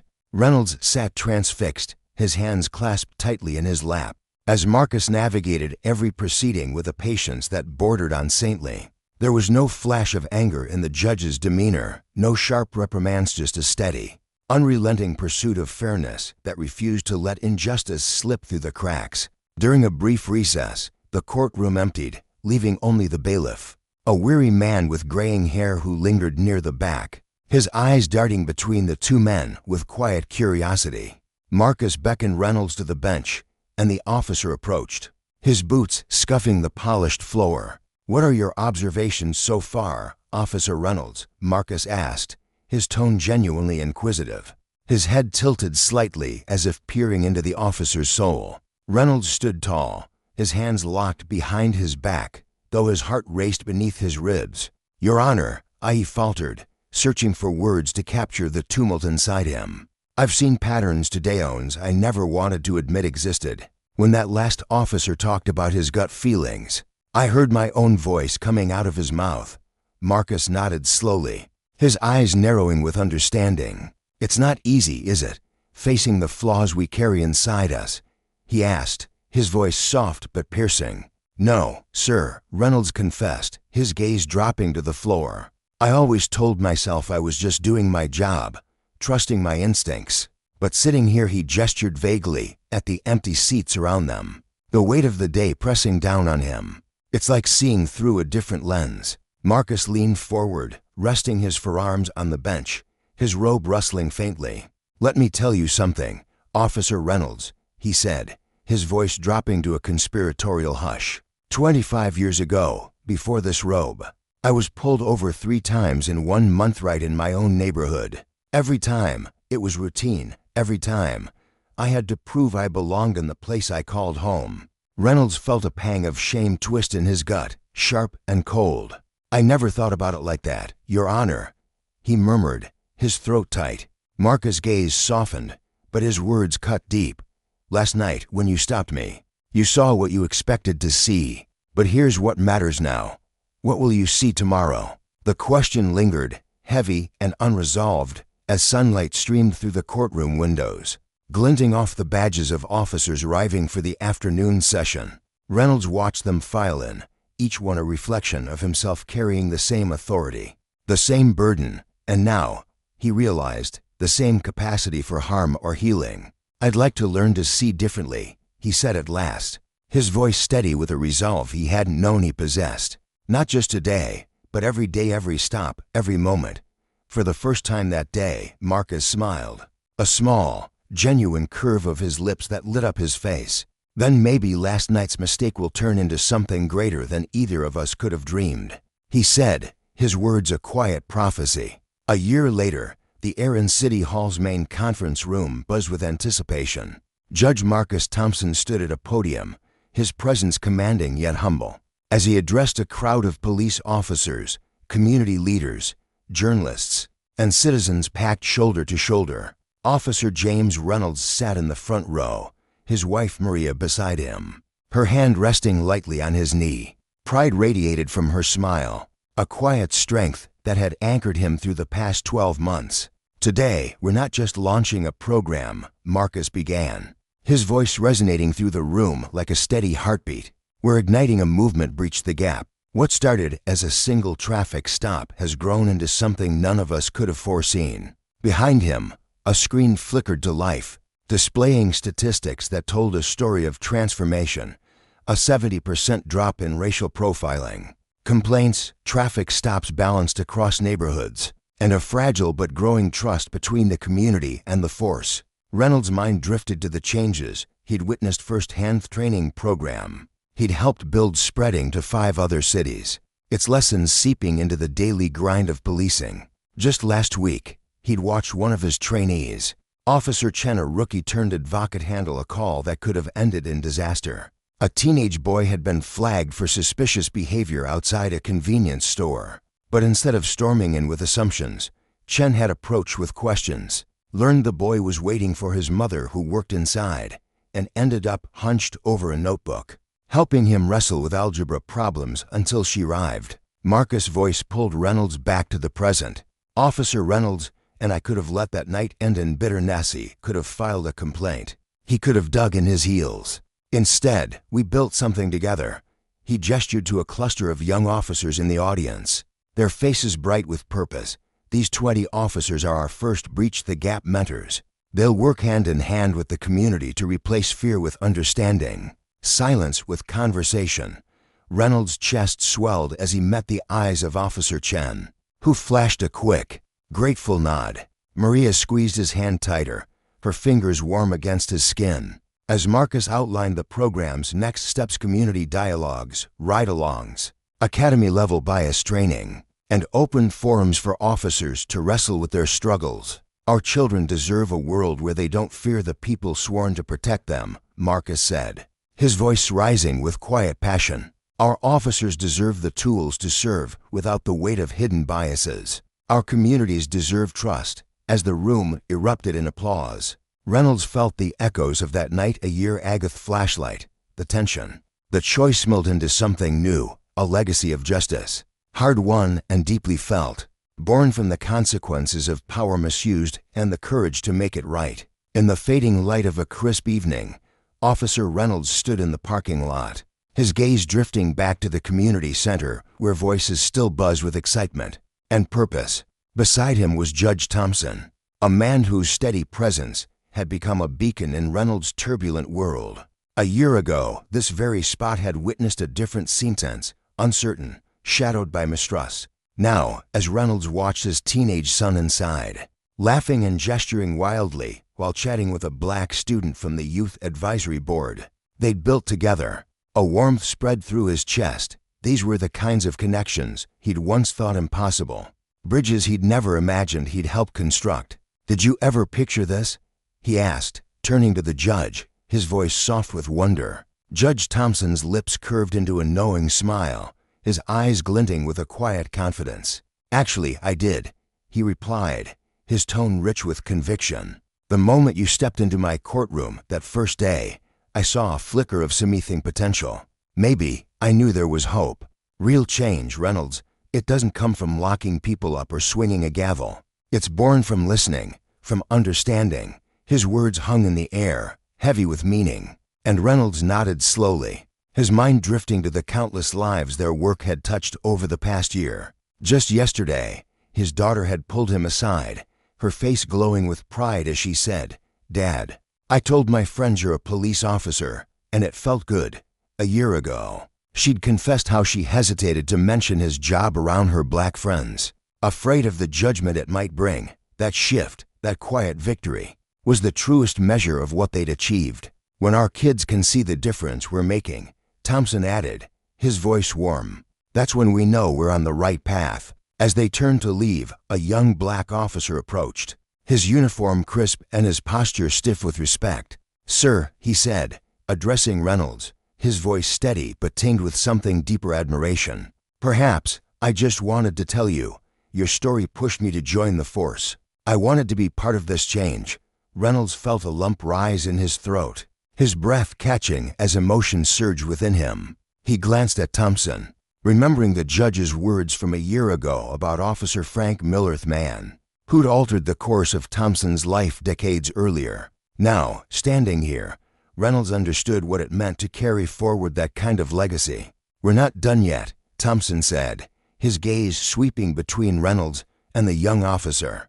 "But every step we take makes the next one a little less daunting." Rewind to a year earlier, when the afternoon sun still hung high and the air in Judge Thompson's chambers carried the weight of law and history. The room was a fortress of knowledge, its walls lined with towering bookshelves stuffed with legal tomes, their spines worn from years of use. Framed photographs dotted the space. Thompson shaking hands with community leaders, posing with presidents, each image a testament to a life spent chasing justice. Reynolds sat across from the judge's desk, his police cap clutched tightly in his hands, the leather chair creaking beneath him. Exhaustion gnawed at his bones after a long day in court, but his mind buzzed with a restless energy, awakened to truths he'd spent years ignoring. The judge settled into his own chair, his movements deliberate, his presence commanding yet oddly comforting. "Officer Reynolds," he began, his voice smooth and measured, "I noticed you scribbling notes during today's session. Care to share what's on your mind?" Reynolds hesitated, his fingers fumbling as he pulled out a small notepad, its pages crammed with shaky, uneven scrawl. He cleared his throat, the sound rough in the quiet room. "Your Honor, I counted 17 cases today. 12 of them started with arrests for what we officers labeled suspicious behavior." He paused, his mouth dry, forcing himself to meet Thompson's steady gaze. "When you pressed us for details, most of us couldn't explain it, couldn't point to anything solid, just a feeling, someone looking out of place." The words tasted sour as they left his lips, sharp with the sting of self-awareness. "Like when I stopped you last night," he added, quieter now. The memory of that encounter, a black man in a nice car, pulled over for no real reason burning in his chest. Thompson leaned forward, resting his elbows on the desk, his dark eyes piercing yet patient. "Officer Reynolds, I've got a proposition for you, something unconventional. Lieutenant Martinez and I talked about your situation this morning. Instead of a formal complaint, I've got another idea." Reynolds straightened, a flicker of hope battling the anxiety churning in his gut. "For the next month," Thompson continued, "I want you to work with me, 3 days a week. You'll sit in different courtrooms, watching cases tied to police interactions. But here's the kicker: want you to help me build a training program for your fellow officers, based on what you see, what you learn." Reynolds blinked, caught off guard, his mind racing. "A training program, sir?" he echoed, disbelief threading through his voice. "Exactly," Thompson said, his tone firm. "Filing a complaint might feel good to someone looking for punishment, but it won't fix anything. You're not the first officer to stumble like this, and unless we break the pattern, you won't be the last." Through the window, Reynolds caught sight of the city skyline, the sun dipping low, casting long shadows over the streets he'd patrolled for 8 years. Those familiar roads suddenly seemed foreign, warped by a question that gnawed at him. How many times had he acted on instinct alone? How many lives had he altered without a second thought? "But why me, Your Honor?" he asked, his voice cracking slightly. "After what I did, we trust me with this." Thompson's smile softened as he reached for a framed photo on his desk, sliding it toward Reynolds. The image showed a younger Thompson, sharp in a suit, standing beside an older white police officer, both men grinning like old friends. "That's Officer Frank Miller," Thompson explained, his voice dipping into a reverent tone. 30 years ago, he stopped me for the same reason you did, driving while black. But instead of brushing it off or doubling down, he owned it, admitted he was wrong. Then he spent the next 2 decades working to change the department from the inside. He mentored me, befriended me, stood by me as the best man at my wedding." Reynolds studied the photo, tracing the easy camaraderie between the two men. "What happened to him?" he asked, curiosity tugging at him. "Retired 5 years ago," Thompson replied, "but his impact lives on in every officer he shaped." "Sometimes, Reynolds, our worst missteps pave the way for our greatest contributions. So, are you in?" Reynolds stared at the photo, then back at the judge, in the span of a day. His entire worldview had been flipped, everything he'd held as gospel about being a cop shredded and laid bare. But instead of resentment or shame, a spark flared inside him, hope.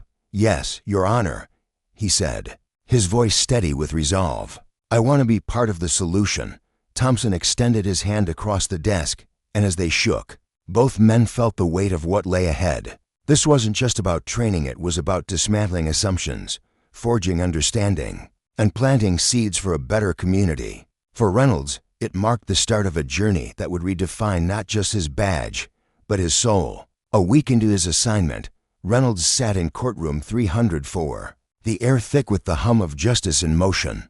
Today felt different, wasn't just a spectator anymore. His notebook, already half filled with jagged observations, rested on his knee as he leaned forward, eyes fixed on the scene unfolding. The case involved Marcus Johnson, a lanky 16-year-old with a nervous fidget, arrested for resisting arrest during a jaywalking stop gone wrong. On the witness stand stood Officer Peterson, a rookie with a puffed chest and a voice brimming with certainty. The suspect showed aggressive behavior, Peterson declared, his chin tilted upward. "He reached for his waistband, and I feared for my safety." Reynolds' jaw tightened as Judge Thompson queued up the body camera footage, the grainy video flickering to life on the courtroom screen. The truth unraveled in seconds. Marcus, wide-eyed and trembling, fumbling for his school ID, stammering that he was late for SAT prep. No aggression, just a kid caught off guard. "Officer Peterson," Thompson said, his voice calm but edged with steel. "Can you show me this aggressive behavior you described?" Peterson faltered, his bravado crumbling, and Reynolds felt a pang of recognition. How many times had he seen menace where there was only fear? During the lunch break, he sat alone in the courthouse cafeteria, pushing a soggy sandwich across his plate, lost in thought. An older black woman approached, her face etched with exhaustion, her eyes red-rimmed and glistening. "You're one of the officers, aren't you?" she asked, her voice barely above a whisper. "Yes, ma'am," Reynolds replied, noting the tissue crumpled in her hand. "Is everything okay?" She sank into the chair he offered, her shoulders slumping. "I was in court this morning," she said, her words trembling. "I saw you shaking your head when that young officer talked about Marcus. He's my grandson." Reynolds' throat constricted, a wave of guilt and empathy crashing over him. "Marcus is a good boy," she went on, her voice cracking. "On a roll, never in trouble. But since that arrest, he's been waking up screaming. Won't even walk to school anymore." Reynolds pictured his own Kidshi's daughter's shy smile, his son's boundless energy, and tried to imagine them afraid to step outside. "I'm so sorry, ma'am," he said, his voice thick. "I'm here to learn, to help stop this from happening again." She offered a faint, weary smile. "It's not just about better officers. It's about seeing you as really seeing us, not as threats or numbers, but as people living our lives like anyone else." Back in the courtroom that afternoon, Reynolds watched Thompson dissect case after case, peeling back the layers of perception versus reality. Each ruling was a lesson in justice, and not the cold, punitive kind, but the kind that demanded accountability and offered redemption. For Reynolds, it was a mirror held up to his past, a chance to rewrite his future, and a reminder that power unchecked could shatter lives, but power tempered with understanding could heal them. On a crisp evening in late March 2025, Officer James Reynolds drove through the quiet streets of his town, the hum of his patrol car's engine blending with the soft rustling of leaves outside. His mind was a storm of thoughts, swirling with the weight of what he'd seen earlier that day in Judge Marcus Thompson's courtroom. The memory clung to him like damp air after a rain. A black father, handcuffed and bewildered, arrested for the simple act of photographing his own home. The man's broad shoulders had slumped as he explained he was documenting renovations for his insurance, his voice steady but laced with a quiet frustration that pierced Reynolds to his core. A neighbor's call about a suspicious person had spiraled into flashing lights, barked commands, and cold metal cuffs. Reynolds couldn't shake the image of the man's face, etched with disbelief and resignation, nor the sharp sting of Judge Thompson's question to the arresting officer. If this had been a white man snapping pictures of his house in that same neighborhood, would you have reacted the same way? The silence that followed wasn't just loud, it was suffocating, a heavy blanket of unspoken truth draping over the room. Later that day, as the courthouse emptied and the golden light of dusk spilled through the tall windows, Reynolds lingered behind, helping Judge Thompson sort through a towering stack of case files. His fingers moved mechanically, flipping through papers, but his thoughts were elsewhere, tangled in the day's revelations.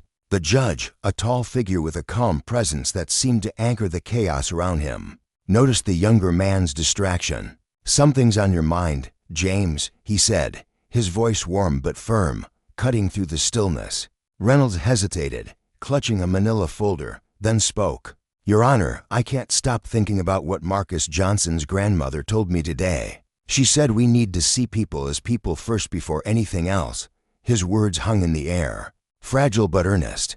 Judge Thompson's lips curved into a faint smile, his dark eyes glinting with understanding. "That's the heart of what we're doing here, Officer Reynolds. Every soul who steps through that door carries a story, hopes, fears, families, dreams.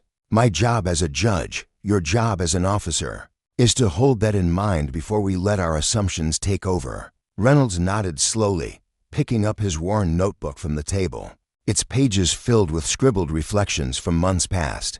"I've been looking back at my traffic stops from the last year," he admitted, his voice low, almost confessional. "The patterns I'm seeing, they're hard to stomach." The judge leaned back in his chair, folding his arms, recognizing that is where change begins. "Tomorrow, we'll dig into strategy's fractal ways for officers to pause and check their biases before they act. But tonight, I want you to go home and mull over this.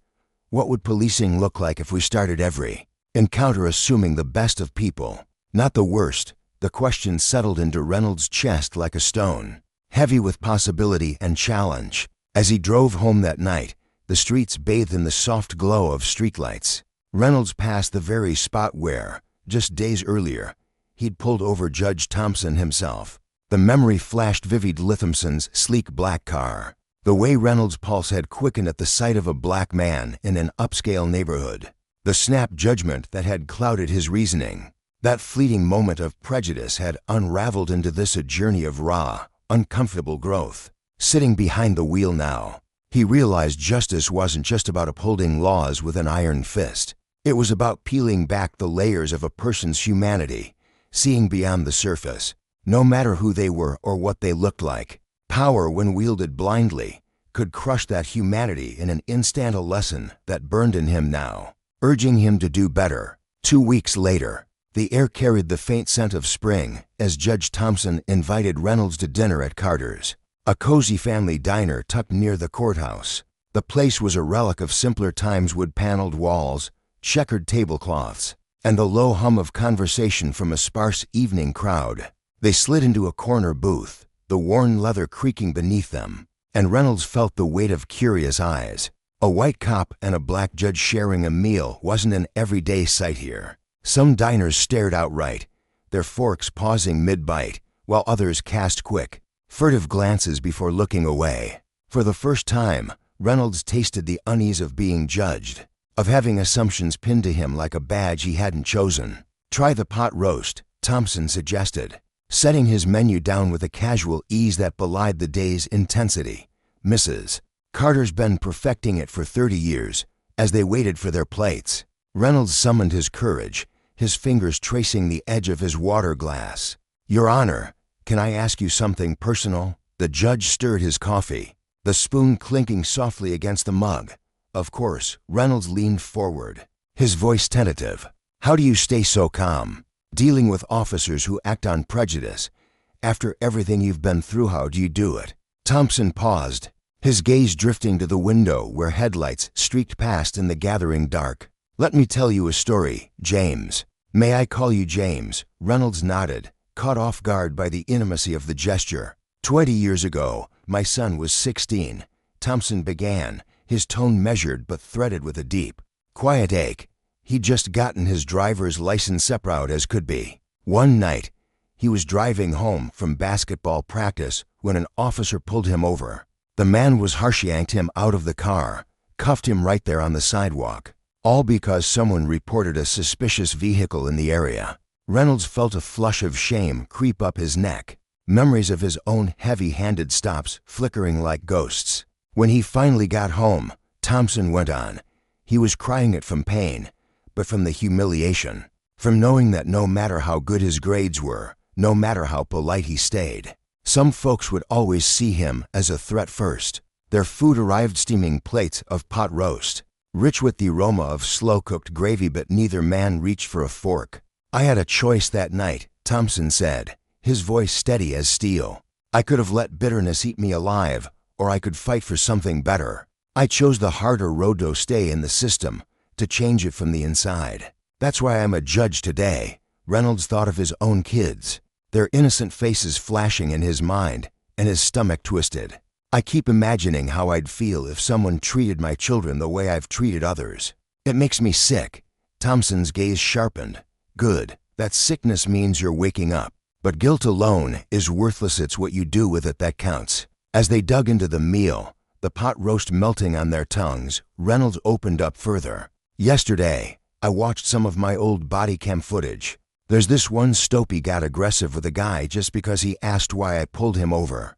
I thought I was in control, being firm. Now I see how terrified he was, how I made it worse." Thompson nodded, chewing thoughtfully. "Fear cuts both ways, James. Officers are trained to expect danger around every corner, but that fear can turn into a trap. When you walk into every situation braced for the worst, you spark tension that didn't need to be there." Reynolds frowned, hungry for answers.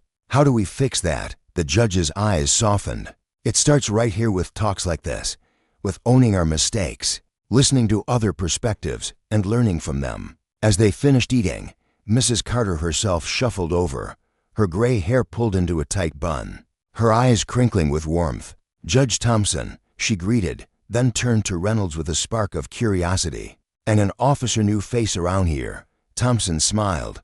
"This is Officer Reynolds, Martha." "We're working on a project building bridges." Her face lit up as she patted their shoulders with a grandmotherly affection. "About time. This city could use more of that." As they stepped out into the cool night, Reynolds felt a shift inside him, a lightness, despite the gravity of their words. This wasn't just about fixing himself. It was about igniting a bigger change, about showing other officers the truth he'd finally glimpsed. 3 months later, Reynolds stood at the front of a packed room in the police department's training hall, his palms sweaty but his resolve firm. Rows of officers stared back at him, some with crossed arms, others with wary eyes. In the back, Judge Thompson sat quietly, his presence a steady anchor, offering a nod of encouragement.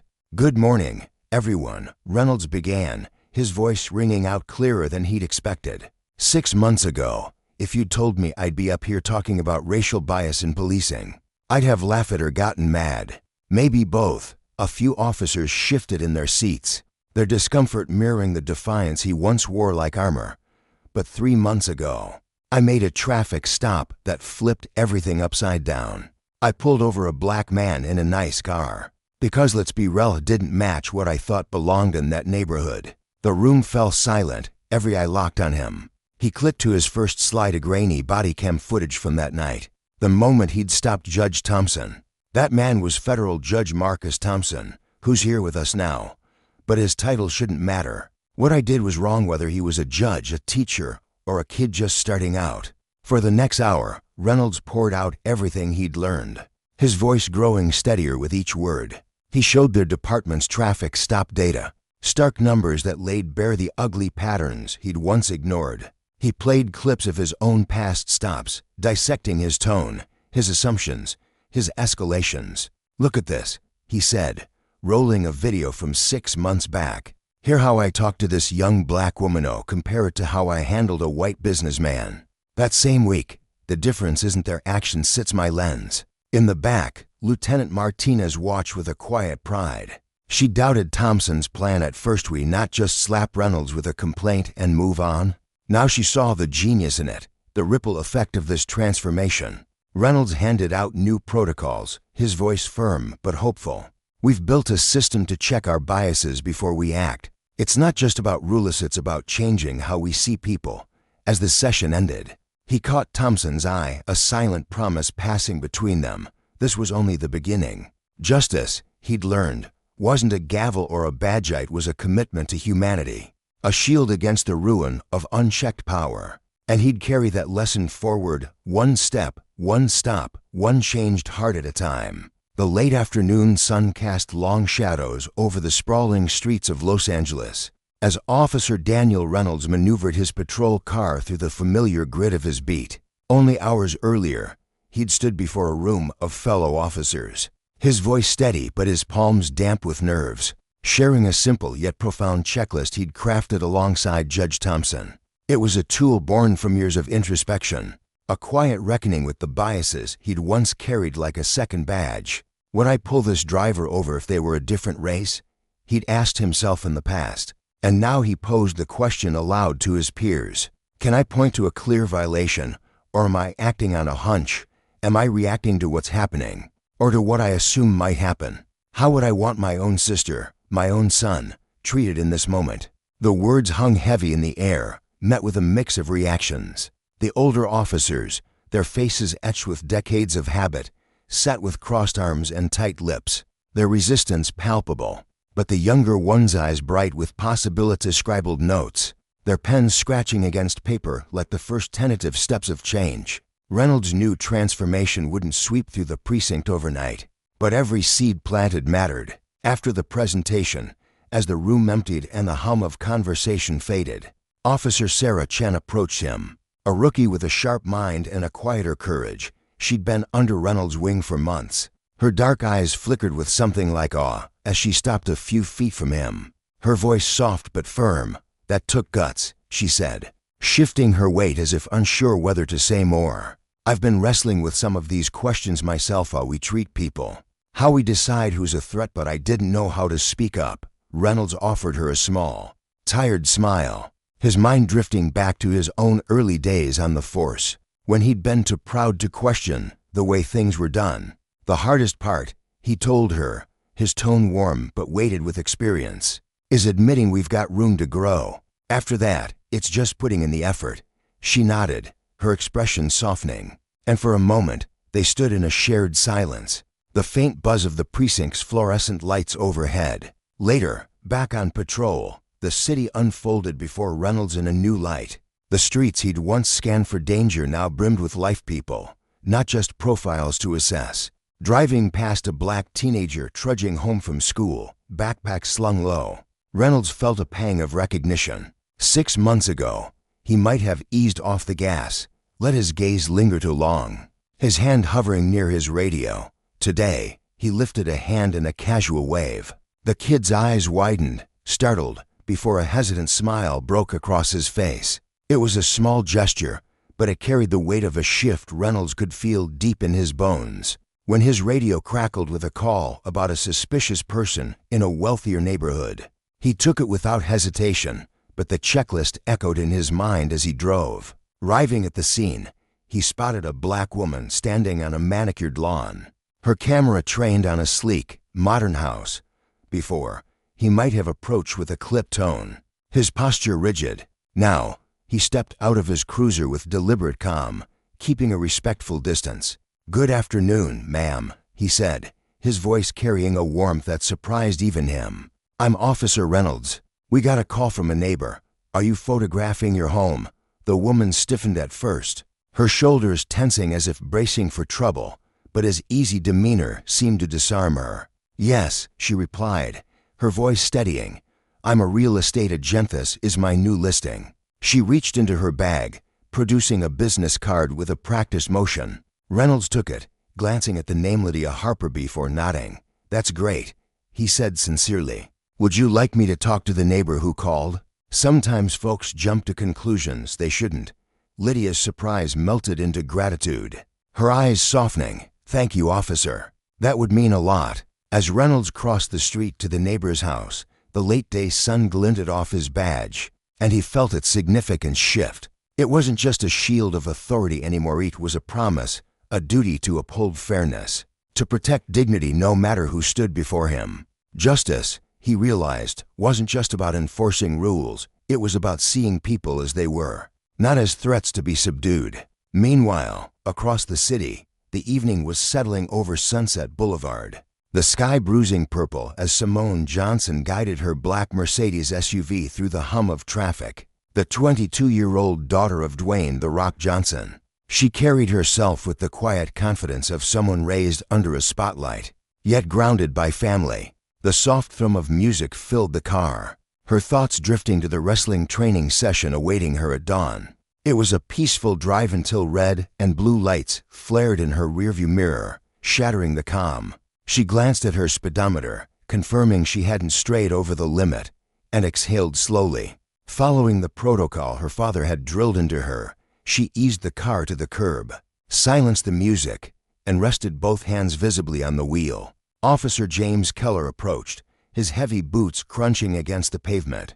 A 15-year veteran of the LAPD, he stood at 6'2", his cold blue eyes cutting through the dusk like shards of ice. His hand rested on his holster, a reflex born from years of unchallenged control, and his reputation loomed over the community like a shadow no one dared name aloud. "License and registration," he snapped, skipping any pretense of civility. His flashlight beam sliced into the car, striking Simone's face with a harshness that made her squint. "Of course, officer," she replied, her voice even despite the knot tightening in her chest. "May I reach for my purse to get them?" His response was a growl, sharp and impatient. "Just hurry up and don't try anything stupid." Simone moved carefully, her fingers brushing the leather of her purse as she stole a glance at Keller's partner, Officer Rodriguez, lingering near their patrol car. His brow was furrowed, his stance uneasy, as if he sensed the wrongness simmering in the air. She handed over her documents, and Keller snatched them with a sneer. His eyes narrowed as he read her name, a cruel smirk twisting his lips. "So, you think having a famous daddy means you can drive however you want in my city?" Simone's pulse quickened, but she held her ground, her tone respectful yet firm. "No, sir. I wasn't speeding or breaking any laws. May I ask why you stopped me?" Keller's jaw tightened. "You made an illegal lane change back there," he claimed. Though Simone knew it was a leave-her turn signal, had blinked steadily, her lane change smooth. "I'm certain I signaled and changed lanes safely," she said, her voice unwavering. "If you have dashcam footage, I'd be happy to review it with you." The words seemed to ignite something in Keller. He leaned into her window, his face inches from hers, his breath hot with contempt. "Are you calling me a liar, girl?" Passersby slowed, some fumbling for their phones, their murmurs rising like a tide. Rodriguez shifted, his discomfort plain. But he stayed rooted by the car. "No, sir," Simone replied, her throat tight as she fought to stay calm. "I'm just trying to understand." Keller's face darkened. "Step out of the vehicle." Simone hesitated, her hand inching toward her phone. "May I ask why?" Before she could finish, Keller's expression twisted, and he barked, "Get out now." She reached for her seatbelt, her fingers trembling slightly, but as she moved to comply, Keller yanked her door open with a force that rattled the frame. "Officer, please," she began. "I'm cooperating." Her words were cut off by a sudden, brutal strike. Keller's fist slammed into her cheek, the impact reverberating through her skull. Gasps erupted from the growing crowd, shouts of disbelief mingling with the click of cameras. Simone's head spun, a sharp pain blooming where his knuckles had landed. But she managed to press the emergency button on her phone, connecting instantly to her father's security team. Blood trickled from her lip as Keller seized her arm, dragging her from the car with a roughness that ignored the witnesses now filming from every angle. Rodriguez finally lurched forward, his voice cracking with urgency. "Keller, stand down." But Keller seemed lost in his own fury, oblivious to the storm he'd unleashed. Within minutes, the video a racist cop assaulting Dwayne Johnson's daughter would blaze across social media, a spark igniting outrage that would soon engulf the city. Across town, on the set of his latest blockbuster, Dwayne Johnson's phone buzzed with a call that turned his blood to fire. Speeding through the streets in his black Ford Raptor, his knuckles white against the wheel, he was a force of nature unleashed. His security team trailed into SUVs, their engines roaring in sync with his fury. At the scene, the crowd had swelled to nearly 100, their phones capturing every second as Keller continued his tirade. Simone sat handcuffed in the patrol car, her face swelling, her dignity battered but intact. Rodriguez, his courage finally surfacing, confronted his partner. "This is out of line, Keller," he shouted, his voice trembling with a mix of fear and conviction. "You assaulted an unarmed civilian on camera. What were you thinking?" Keller wheeled on him, his face flushed with rage. "Stay out of this, Rodriguez." She was resisting arrest. Rodriguez's eyes blazed. Resisting what arrest? She was sitting there, following orders. The cams caught it all. The crowd's anger surged, their voices a chorus of defiance as hashtags like Justice for Simone trended worldwide. News vans were already en route, the story breaking like a tidal wave.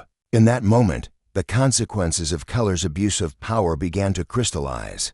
Justice, so often an abstract ideal, was taking shape in the fury of a father, the courage of a rookie, and the unblinking eyes of a city demanding accountability. For Reynolds, it was a reminder of the checklists per pasado prevent such moments, to protect rather than punish. For Keller, it was the beginning of a reckoning he'd never seen coming, a lesson in the peril of wielding authority without restraint. The night deepened, but its echoes would ripple far beyond the sunset, a testament to the enduring fight for fairness and the heavy price of its betrayal. Somewhere on the sun-scorched highways of Los Angeles, Dwayne Johnson gripped the steering wheel of his truck, the hum of the engine a faint backdrop to the storm brewing inside him. His phone buzzed incessantly, cutting through the tension like a jagged knife. On the other end was Benjamin Hayes, a sharp-witted criminal defense attorney whose reputation towered over the city's legal landscape. "Dwayne," Hayes began, his voice steady but laced with urgency. "I've already reached out to Internal Affairs. Officer Keller's no stranger to troublesix complaints of excessive force in just 3 years, all against minorities. This guy's been dancing on the edge for too long, but this time, he's crossed a line he can't walk back from." Dwayne's jaw tightened, the muscles flexing like steel cables as he absorbed the words. His mind flickered to his daughter, Simone. her bright smile now overshadowed by the nightmare she'd endured. "Is she okay?" he asked, his deep voice trembling with a mix of dread and restrained fury. "She's at Western Division," Hayes replied. "They're holding her on charges resisting arrest, assaulting an officer, but it's garbage. We've got footage from every angle proving she didn't lay a finger on him." As Dwayne barreled toward the station, his phone erupted again, calls from celebrity pals, news hounds, even the mayor, each ring amplifying the gravity of the moment. What had started as a single injustice was spiraling into a national uproar. Inside the Western Division station, the air was thick with tension. Officer James Keller strutted through the bullpen, his chest puffed out, his smirk a defiant banner of arrogance. He moved as if the world bent to his will, oblivious to the tempest he'd unleashed. Round him, his colleagues cast sidelong glances, their faces etched with disgust. The viral video, grainy but undeniable, had already spread like wildfire, showing Keller's brutal assault on Simone. In a corner office, Captain Sarah Martinez hunched over her desk, her eyes locked on the flickering screen in front of her. The footage played on a loop, each frame deepening the pit in her stomach. She'd always had a nagging suspicion about Keller, a gut feeling she'd buried under paperwork and protocol, but now the truth stared back at her in high definition. She replayed it a third time, her fingers trembling as she gripped her coffee mug, the bitter taste of regret lingering on her tongue. Suddenly, the door flew open, slamming against the wall. "Captain, Dwayne Johnson's here," an officer stammered, his voice quaking as if announcing the arrival of a hurricane. The station fell deathly silent, the chatter and clatter dissolving into a void. Dwayne stepped through the doorway, his 6'5" frame a towering monument of resolve. His anger simmered beneath the surface, but his voice cut through the stillness with eerie calm. "I'm here for my daughter," he said to the desk sergeant, his gaze sweeping the room until it locked onto Keller. For the first time, the smug cop's bravado wavered, his eyes darting like a trapped animal's as he faced the wrath of a father pushed to the brink. Captain Martinez emerged from her office, her strides brisk but heavy with purpose. "Mr. Johnson, please, come with me," she said, her tone firm yet apologetic. "We're releasing Simone immediately. Officer Keller's been suspended, and an investigation's underway." As they moved toward the holding cells, Keller, emboldened by desperation or sheer stupidity, opened his mouth. She was resisting, he started, but before the words could fully form, Dwayne whirled around. His eyes blazed, twin infernos of controlled rage, and the room collectively held its breath. Everyone expected the action hero to erupt, to flatten Keller with a single blow worthy of the silver screen. Instead, Dwayne's voice dropped to a low, lethal whisper, each word a dagger honed by restraint. "You attacked my little girl on camera because of her skin color," he said, his tone more chilling than any roar. "But I'm not going to give you the satisfaction of losing control. No, I'm going to make sure that badge never touches your chest again. And the world will see you for the coward you are." The words reverberated, a promise wrapped in thunder, and Keller's face drained of color, his swagger collapsing under the weight of his reckoning. Moments later, Simone stumbled out of the holding area, her arms wrapping around her father as news choppers thrummed overhead. Outside, protesters gathered, their voices rising in a chorus of outrage for Keller. This was just the beginning of a nightmare that would bury him. The next morning, Los Angeles awoke to chaos. Thousands swarmed the streets around Western Division, their signs justice for Simone and end police brutality thrust high like battle flags. News vans clogged the roads, reporters jostling for the perfect soundbite as the story gripped the nation. In his sprawling Beverly Hills mansion, Dwayne sat with Simone and their legal team, the opulent room a stark contrast to the raw emotion within it. Simone's face bore the bruises of her ordeal, her cheek swollen, her lips split, yet her eyes burned with defiance. "Look at this," Hayes said, swiping through his tablet with a grim intensity. 3 more women came forward overnight, all young, all women of color, all with stories mirroring Simone's. "Keller's a predator with a pattern." Simone shifted in her seat, wincing as pain shot through her ribs. "Dad, we have to help them," she said, her voice soft but resolute. "This isn't just about me anymore." Dwayne nodded, his expression carved from stone. his phone buzzing, relentless support pouring in from wrestlers, actors, activists. Across town, Keller hid in his cramped apartment, the walls closing in as news crews camped outside. His social media drowned in a deluge of fury, his wife and kids gone. Fleeing the shame he'd brought upon them, his phone rang a curt call from the police union rep. "James, I'll be blunt," the voice said. "We can't touch this. The evidence is a landslide. And the spotlight's too bright. You're on your own." Keller stared at the TV, where the mayor's press conference unfolded live. "The city condemns Officer Keller's actions," the mayor boomed, flanked by stern officials. "We're digging into his entire record and overhauling our training effective immediately." Keller's world was unraveling, thread by thread. Back at the Johnson home, an unexpected call jolted Dwayne from his thoughts. "Mr. Johnson." "It's Officer Rodriguez, Keller's old partner," the voice said, thick with guilt. "I should have stopped him sooner. I'm sorry, but I've got record cover-ups, incidents he buried. I'll testify." Dwayne's heart thudded as he patched Rodriguez through to Hayes, the legal gears grinding into motion. By midday, a bombshell drop at Keller's personnel file leaked, exposing a trail of filth. 12 excessive force complaints dismissed, for racial profiling cases smothered, to domestic calls hushed up. At the station, the police chief convened an emergency meeting, the department's reputation in tatters. As they scrambled, a young officer burst in, phone in hand. "Chief, new footage dashcam from 6 months ago. Keller attacking another woman, same mo. We sat on it." Across town, Keller sat alone, the TV blaring his downfall. His phone rang again, internal affairs, cold and final. "Comin' now. Bring your badge and gun." As dusk fell, Dwayne and Simone faced the nation on live TV. Their message not of vengeance but of reform. "This happens every day to people without a voice," Simone said, her strength shining through her wounds. "We'll fight for them." Dwayne's pride swelled as he watched her. Their choice clear, justice through exposure, change through unity. Keller's reign was over, but the battle for accountability had just ignited, and Los Angeles braced for more seismic truths to come. In a dimly lit office cluttered with legal files and coffee-stained papers, the lawyer's voice trembled with urgency as he leaned across the desk toward Dwayne "The Rock" Johnson. "Something massive just broke," he said, his eyes wide with the weight of discovery. "A former police dispatcher stepped out of the shadows today. She's got recordings damning once of Keller boasting about how he targeted minorities during his shifts. He called it his personal cleanup operation, like it was some twisted game." The words hung heavy in the air, each syllable stoking the fire already blazing in Dwayne's chest. His fists tightened until his knuckles whitened, a storm of rage and disbelief churning inside him. Yet, beneath the fury, a steely resolve anchored him. This wasn't just about Keller anymore.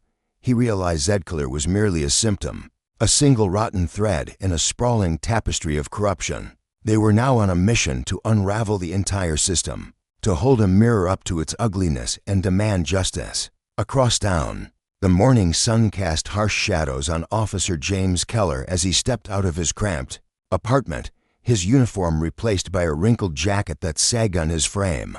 He was headed to an internal affairs meeting, but the path ahead was anything but clear. A crowd of protesters had gathered outside, their voices rising in a crescendo of righteous anger. Someone had leaked his address online, a reckless act that turned his personal sanctuary into a public battleground. Signs bobbed above the throng, scrawled with accusations. "Keller targets the innocent." And no justice, no peace. Police escorts muscled through, shouting commands to clear away. But the chants only grew louder, reverberating off the concrete walls.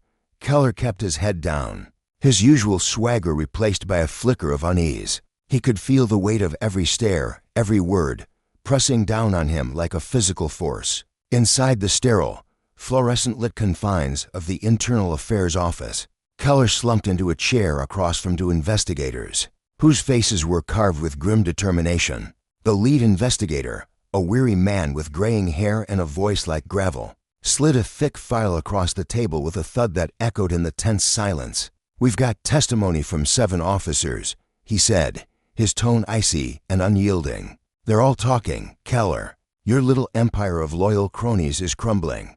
Keller's bravado, once an impenetrable shield, began to fracture. His lips twitched as he muttered, "I want my union rep," but the words came out weak, almost pleading. The investigator leaned forward, his eyes narrowing. "Your union's washed its hands of you. You're finished. The only question left is how many others you'll drag into the abyss with you." Keller's face drained of color, his mind racing as the walls of his carefully constructed world closed in. Meanwhile, downtown, in a sleek law office with floor-to-ceiling windows overlooking the bustling city, Officer Rodriguez sat hunched over a table, his hands trembling slightly as he recounted his story to a stenographer. The room was quiet except for the faint scratch of her pen and the occasional rustle of papers. His voice wavered as he spoke of years spent watching Keller's brutality unfold, beatings in dark alleys, fabricated charges, and the subtle threats that silenced anyone who dared to question it. He had dirt on everyone, Rodriguez said, his eyes distant, haunted by memories he'd tried to bury. That's how he kept us in line. But what he did to Miss Johnson, that was his fatal overreach. He thought he was invincible. The stenographer paused, glancing up with a mix of sympathy and disbelief, while Rodriguez wiped a bead of sweat from his brow, the burden of truth finally lifting from his shoulders. By afternoon, the scandal erupted further, sending shockwaves through the Los Angeles Police Department. A group of senior officers, their once pristine reputations now tarnished, stepped into the spotlight with confessions of their own. They admitted to burying Keller's past crimes, tampering with reports, intimidating witnesses, and turning a blind eye to his reign of terror. Their words painted a chilling picture of a department rotting from within, and the fallout threatened to topple half the command structure. At City Hall, the mayor stood before a swarm of reporters, his tie slightly askew and his expression grim. Flanked by aides, he announced the creation of an independent oversight committee, a desperate bid to restore faith in a fractured system. "Mr. Johnson has graciously agreed to serve as an advisor," he declared, gesturing to Dwayne, who stood nearby, his presence a towering symbol of resolve. Alongside him were civil rights leaders and community activists, their faces etched with determination to see this through. Simone Johnson, her bruises still a faint reminder of the violence she'd endured, attended a peaceful rally that same afternoon. The crowd stretched across a sunlit park, a sea of faces united by a shared hunger for change. She moved slowly through the throng, her steps deliberate despite the lingering pain, her presence radiating a quiet strength that hushed the murmurs around her. When she took the microphone, her voice was steady, carrying a wisdom beyond her years. "My father always told me that real strength isn't about throwing punches," she said, her gaze sweeping over the attentive crowd. "It's about standing tall for what's right, even when the ground beneath you shakes, especially then." Her words lingered, a beacon of hope amid the chaos, a reminder that this fight transcended personal vengeance. It was about dismantling a broken system and building something better in its place. Back at Internal Affairs, hours of relentless questioning finally shattered Keller's defiance. Sweat beaded on his forehead as he slumped in his chair, the bravado gone, replaced by a hollow shell of a man. "All right," he rasped, his voice barely above a whisper. "I'll talk." Names spilled from his lips, officers who'd enabled him, supervisors who'd looked the other way, a web of corruption that stretched back years. His confession ignited the largest purge of crooked cops in LAPD history, a reckoning that would leave the department scarred but perhaps, in time, cleansed. As dusk settled over the city, Dwayne received an unexpected visitor at his sprawling home. Sarah Keller, James's wife, stood at his doorstep, her eyes red-rimmed and her hands clutching a worn sweater tightly around her. "I knew what he was," she said, her voice breaking as tears streamed down her cheeks. "I saw the signs late nights, the anger, the way he'd smirk when he talked about handling people. I should have said something sooner. Maybe I could have stopped what happened to Simone." Her guilt was palpable, a heavy shroud she'd carried in silence for too long. Dwayne listened, his anger tempered by compassion. He understood that Keller's toxicity had poisoned more than just his victims. It had seeped into every corner of his life, leaving wreckage in its wake. "What matters now is the truth's out," he said gently, placing a reassuring hand on her shoulder. "Change is coming, Sarah, real change. In her office at the precinct, Captain Martinez stood alone, the weight of the day pressing down on her. Photos of implicated officers lined her desk, their faces staring back at her like ghosts of a department she'd once believed in. The LAPD would never recover its former shape, she knew, but maybe that was the point. Maybe it needed to break apart to be rebuilt stronger, fairer. As night cloaked Los Angeles in shadows, Keller sat in a stark holding cell, his badge and gun stripped away, his career reduced to ash. The silence was deafening, broken only by the distant clang of metal doors. He'd learned a brutal truth. No one, not even a man who'd wielded power like a weapon, could escape justice forever. The day Keller raised his fist against Simone Johnson marked the beginning of the end, not just for him, but for the corrupt machinery that had shielded him. By the fourth day, the scandal's tremors intensified. Dawn broke with coordinated raids across the city, FBI agents and local police storming homes, dragging 12 more officers into custody, their ties to Keller's network undeniable. At headquarters, Chief Wilson faced a relentless barrage of cameras and microphones, his jaw tight as he fielded questions. Over a dozen officers involved in covering up Keller's crimes, a reporter shouted. "How do you explain this?" Wilson's response was curt, his voice heavy with resignation. "We're cleaning house. Every officer, every supervisor who knew and stayed silent, he'll answer for it." In the county jail, Keller's new reality sank in. Stripped of his authority, he sat on a thin cot, the jeers of intimidation of whom he'd once locked upringing in his ears.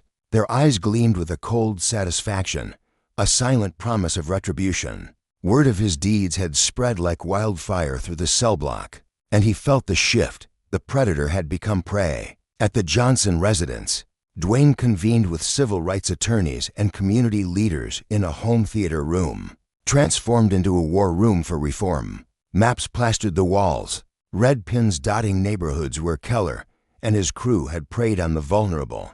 Benjamin Hayes, a sharp-eyed attorney with a passion for justice, traced the patterns with a steady hand. "They targeted these areas deliberately," he said, his voice thick with outrage. "Young people of color, over and over." Simone, her strength returning with each passing day, studied the maps intently. "Every pin is a voice that was silenced," she murmured, her fingers brushing the paper. "Until now." Across town, Sarah Keller packed up her life in a house that no longer felt like home. With James's assets frozen and legal bills piling up, she had no choice but to sell. As she sorted through years of memories, her hands brushed against a hidden folder in his office desk. Inside were photographs and trophies of his victims, their faces bruised and broken, captured in moments of triumph for him. Her stomach churned as she dialed Benjamin Hayes, her resolve hardening. The evidence she turned over would tighten the noose round her husband and his accomplices. At the district attorney's office, prosecutors pored over a mountain of evidence, hundreds of illegal arrests, falsified reports, civil rights violations spanning years. "We're talking federal charges," the lead prosecutor said, her voice steady with conviction. "Conspiracy, obstruction, the works." Keller's not just going down, he's taking the whole operation with him. The case had ballooned beyond local jurisdiction, catching the eye of the Attorney General's office. A call came through to Dwayne that evening, the voice on the line crackling with purpose. "Your daughter's case could spark national reform," the Attorney General said. "We'd like your input on legislation." Dwayne glanced at Simone, who nodded with fierce determination. Their fight had become a movement. Officer Rodriguez, meanwhile, worked tirelessly with reform advocates, his insider knowledge peeling back layers of corruption still hidden. "It's a cancer," he told investigators, his voice raw with exhaustion. Keller was just the loudest symptom. His testimony emboldened others, a flood of whistleblowers stepping forward daily. At the jail, Keller's fate darkened further as former allies cut deals, each confession piling more crimes onto his ledgerism. Brutality.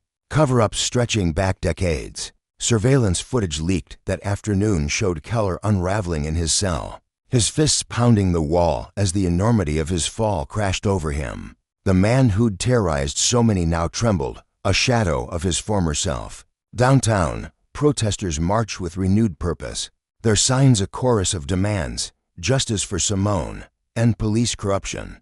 Dwayne addressed them, his voice booming across the square. What happened to my daughter was a tragedy, but it's exposed a greater Ania system that shielded the guilty and silenced the innocent.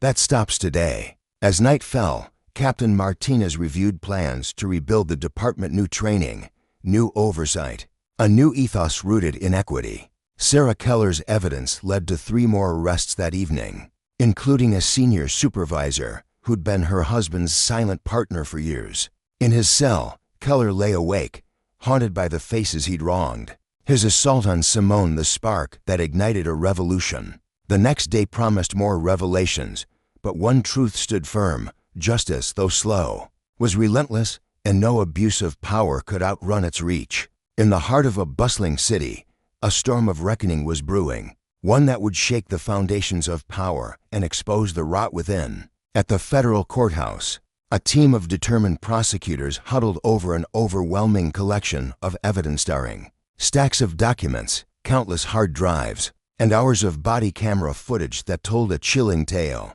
This wasn't just a single officer gone rogue. It was a sprawling web of corruption stretching back 15 years, orchestrated by Officer Keller, a man who had turned his badge into a weapon. Federal Prosecutor Maria Santos stood before a sea of reporters, her voice steady, but her eyes burning with resolve. "We've uncovered a pattern," she declared. A deliberate system where Keller didn't just break the law, mentored others to do the same. Poisoning the force from within, her words hung heavy in the air, a promise that justice, though long delayed, was finally stirring. Across town, in the dim light of a private gym, Dwayne "The Rock" Johnson sat before a flickering screen, his broad shoulders tense as he listened to civil rights leaders from every corner of the nation. Their voices crackled through the video call, each one carrying stories of pain, resilience, and a hunger for change.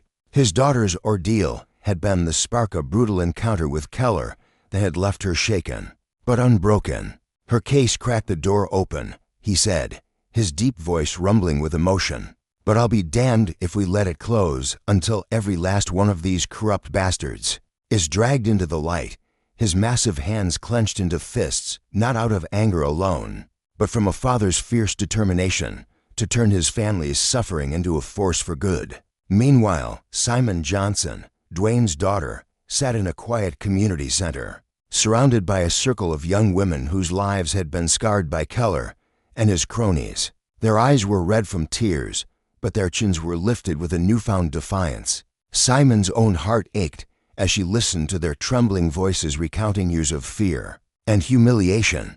She reached out, her touch gentle but firm, and said, "We're not victims anymore. We're survivors, and we're going to rewrite the rules so no one else has to endure this."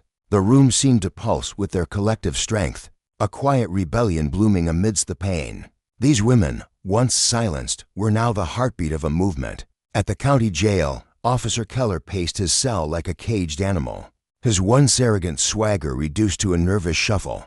The heavy door creaked open, and 2 FBI agents stepped inside, their faces carved from stone. They carried a plea deal, laying out his stark choices: spill every secret and earn a lighter sentence, or cling to his crumbling empire and face the full weight of his sins. One agent leaned in, his voice low and cutting. "Your old sergeant's already talking. Says you ran a shadow academy, teaching rookies how to target minorities and dodge the consequences." Keller's face drained of color, his breath catching as the walls of his world collapsed inward. The man who had ruled the streets with an iron fist now trembled, realizing too late that power built on cruelty was a fragile thing. Across town, Benjamin Hayes, a grizzled private investigator with a nose for buried truths, sat in a smoky diner, his notepad open before a jittery figure, a former police academy instructor who'd seen Keller's darkness from the start. The man's hands shook as he sipped his coffee, his voice barely above a whisper. He was trouble even then arrogant, quick to lash out. "I flagged him, but the brass didn't care. If you could run fast and shoot straight, they'd look the other way." Hayes scribbled furiously, his jaw tight.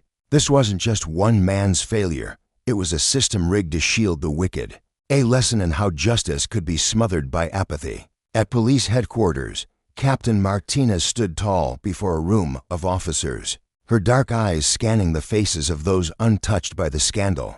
Boxes of old civilian complainants tossed aside like trash littered the floor, each one a scream for help that had been ignored. "New rules start now," she announced, her voice a blade slicing through the tension. "Every complaint gets a full investigation. Every body cam gets reviewed. The days of covering for the bad apples are done." Her officers shifted uneasily, some nodding in quiet agreement, others staring at the floor. Knowing the old guard's reign was over, Martinez felt the weight of their stares, but she stood firm, a beacon of integrity in a sea of betrayal. In a cluttered downtown law office, Officer Rodriguez hunched over a table with reform advocates, his brow furrowed as he recounted his own brush with Keller's corruption. Once a rookie eager to serve, he'd seen the truth too soon how Keller wielded his badge like a scepter, drunk on the power it gave him. "It wasn't just about targeting people of color," Rodriguez said, his voice thick with regret. "It was about control. He taught us the badge made us gods." The advocates scribbled notes, their faces grim but determined. Rodriguez's hands shook slightly as he spoke, the shame of his silence warring with his resolve to fix what he'd once ignored. His story wasn't just a confession, it was a map to dismantle the machinery of abuse. By afternoon, the scandal deepened. Sarah Keller, the officer's wife, stood trembling in an FBI field office, her hands clutching a key to a hidden storage unit her husband had kept secret. Inside, agents found a treasure trove of damning evidence files chronicling not just Keller's crimes, but a network of complicity spanning precincts. Her voice cracked as she handed over the key. "I didn't want to believe it," she whispered, tears streaking her face. "But he's not the man I thought I married." Dwayne Johnson got the call while meeting with state legislators, his jaw tightening as he absorbed the news. "This isn't just about locking up a few bad cops anymore," he told them, his voice low and urgent. "We've got to uproot the whole damn culture that let this fester." The lawmakers shifted in their seats, sensing the tide turning beneath them. Back at the jail, Keller's resolve finally shattered. Hours of interrogation wore him down, and he slumped in his chair, his confession spilling out like a flood. Names tumbled from his lip-shy ranking officers, politicians, even judges who'd greased the wheels of his reign. An FBI agent scribbled furiously, barely believing the scope of it. "We didn't even have these guys on our radar," he muttered to his partner. Keller's eyes were hollow, his once proud posture broken. He'd built an empire on fear, but now it was dust, and the cost of his hubris was a lifetime behind bars. As dusk settled over the city, Simon Johnson stood before a crowd in a battered neighborhood, her voice ringing out over the murmurs of residents who'd suffered in Keller's shadow. "My dad taught me strength isn't about muscle," she said, her gaze sweeping over tear-streaked faces. "It's about standing tall when everything's pushing you down." The air was thick with emotion, grief for the lost, hope for the future. Nearby, a candlelight vigil flickered outside the precinct where Keller had once ruled. Hundreds gathered, their signs bearing names of victims, ordinary people whose pleas had been buried. In his cell, Keller watched the scene unfold on a grainy TV, the chants of the crowd seeping through the walls. The man who'd once thrived on their terror now sat powerless, a ghost of his former self. The sixth day dawned with chaos. FBI agents fanned out across the city, their raids striking like lightning. Judges, city council members, and business tycoons were hauled out in handcuffs, their faces pale with shock. At City Hall, federal agents escorted to senior counselors past a stunned crowd, recordings of their bribe-laden conversations already circulating. Dwayne watched the news from his home office, Simon at his side, her hand resting on his arm. "It's bigger than we ever dreamed," he murmured, his voice a mix of awe and dread. At the courthouse, prosecutor Sarah Chen unveiled a bombshell: offshore accounts stuffed with hush money, a slush fund to bury Keller's crimes. Her hands trembled slightly as she spoke, the enormity of it sinking in. At the jail, Keller was shuffled into protective custody, his former allies among the inmates eyeing him with venom. A guard smirked as he locked the door. "How's it feel, being the one behind bars?" Keller's silence was deafening, his haunted eyes darting around the tiny cell. The predator had become prey, a bitter twist of fate he couldn't escape. Across town, Benjamin Hayes met with a group of ex-cops, their faces lined with years of bitterness. "They ruined us for speaking out," one said, his voice breaking. "But now the world knows we were right." Hayes nodded, his pen scratching out their stories, each one a brick in the wall of justice rising around Keller's legacy. At police headquarters, Martinez and Rodriguez rolled out reforms with fierce precision. Body cams would stay on.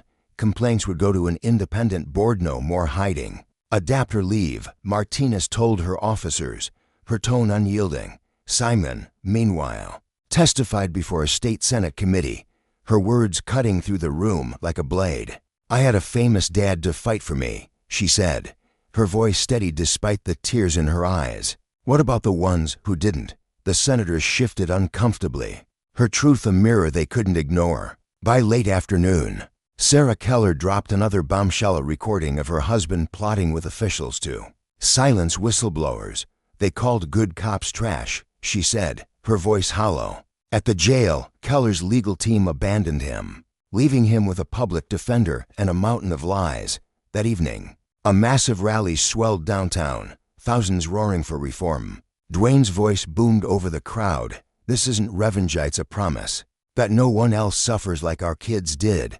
In a hospital room, one of Keller's victims watched, a fragile hope flickering in her chest. "Maybe there's justice after all," she whispered. The day closed with more arrests, 3 judges caught in the web of bribes. In his cell, Keller scribbled confessions, page after page of a career built on brutality laid bare. Outside, protesters chanted, their voices a tide washing away the old order.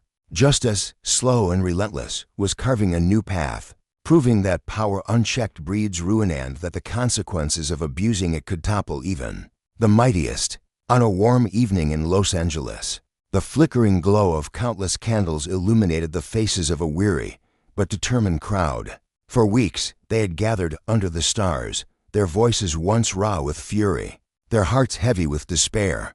But tonight was different. The air carried a whisper of something new, hope, fragile yet undeniable, weaving through the throng like a soft breeze. They weren't just mourning anymore. They were daring to believe that a system, fractured and rotten for far too long, might finally be on the cusp of repair. Tomorrow promised more upheaval, revelations that would peel back layers of deceit, arrests that would uproot the guilty, and steps toward a justice that had felt like a distant dream. Yet, as the candles burned low, a quiet triumph settled over them. For the first time since the scandal erupted, it seemed the scales were tipping, that the good might actually prevail. The towering edifice of corruption, which had shielded dishonest officers for decades, was cracking at its foundation, and from its rubble, they imagined something stronger, purer, rising. A month had passed since that fateful night when Officer James Keller's fists met Simon Johnson's fragile frame, an act of brutality that had ignited a firestorm. Now, the city converged on the federal courthouse, a grand structure of stone and glass that loomed over downtown Los Angeles like a silent arbiter. Inside, the air was thick with anticipation, the wooden benches groaning under the weight of a packed gallery. Victims and their families filled the rows, their eyes fixed on the front, where Judge Maria Rodriguez sat, her dark robes a stark contrast to the pale walls. Her face, etched with the wisdom of 30 years on the bench, betrayed a flicker of sorrow as she prepared to deliver a verdict that would ripple far beyond these walls, shaking the very core of law enforcement across the nation. At the defendant's table, James Keller was a ghost of the man he'd once been. Gone was the crisp blue uniform that had once puffed his chest with pride. In its place hung an orange jumpsuit, ill-fitting and garish, a symbol of his fall. His shoulders, once squared with arrogance, now sagged under the weight of shame and inevitability. He stared at the floor, unable to meet the gazes boring into him from behind row after row of those he'd wronged. Among them sat Dwayne Johnson, his broad frame tense with restrained fury, and beside him, his daughter Simon, her quiet strength a beacon in the dim light. The room hushed as Judge Rodriguez's voice cut through the silence, steady and resolute. "In my 3 decades presiding over this court," she began, her words heavy with gravitas, "I have never witnessed such a profound betrayal of power, and the trust placed in those meant to protect us." The stillness deepened. Every breath held as she pronounced Keller's fate, 30 years in federal prison. No chance of parole. His head dropped lower, a man unmade by his own hand. But the judge wasn't done. Her gaze swept the room, piercing the shadows. This case is not merely about one rogue officer, she continued, her tone sharpening. It lays bare a system that nurtured and shielded him, a web of complicity that has festered unchecked. Justice demands more than punishment, it demands accountability. With a decisive nod, she ordered federal oversight of the Los Angeles Police Department for the next 5 years, a mandate to uproot the rot and rebuild trust. Gasps rippled through the courtroom, a mix of shock and vindication. Outside, the sun blazed over a sea of thousands gathered on the courthouse lawn, their faces upturned, awaiting the news. When the verdict crackled through loudspeakers, a roar erupted primal, joyous release that shook the ground. Signs bobbed above the crowd, bold letters proclaiming justice served and change starts now, fluttering like flags of victory in the golden light. At police headquarters across town, the shift was already palpable. Captain Elena Martinez, newly elevated to deputy chief, stood before her officers, her crisp uniform a testament to her resolve. Her dark eyes gleamed with purpose as she outlined sweeping reforms, new training programs, forged in collaboration with community leaders and civil rights advocates. Today, she declared, her voice ringing with conviction, we bury the old ways. This is the dawn of policing that serves, not subjugates. On the courthouse steps, Dwayne Johnson stood tall, his arm draped protectively round Simon, who gazed out at the throng with quiet defiance. The media swarmed, microphones thrust forward, but Dwayne's voice carried above the clamor, steady and resonant. This isn't just about locking someone away, he said, his words laced with both pain and hope. It's about transformation, about ensuring no parent ever feels the terror I did. No child endures what mine did. Beside him, Simon nodded, her own resolve hardening. The investigation sparked by her assault had toppled a corrupt empire. 43 officers, 6 judges, and 12 city officials now faced justice, their once impenetrable network shattered. She had become a symbol, but she refused to be just that. With a determined breath, she announced the Johnson Justice Initiative, a foundation to uplift victims of police brutality and push for reform nationwide. This fight doesn't end here, she vowed, her voice rising. We'll take it to every city, every department that's lost its way. Inside the police force, change was brewing too.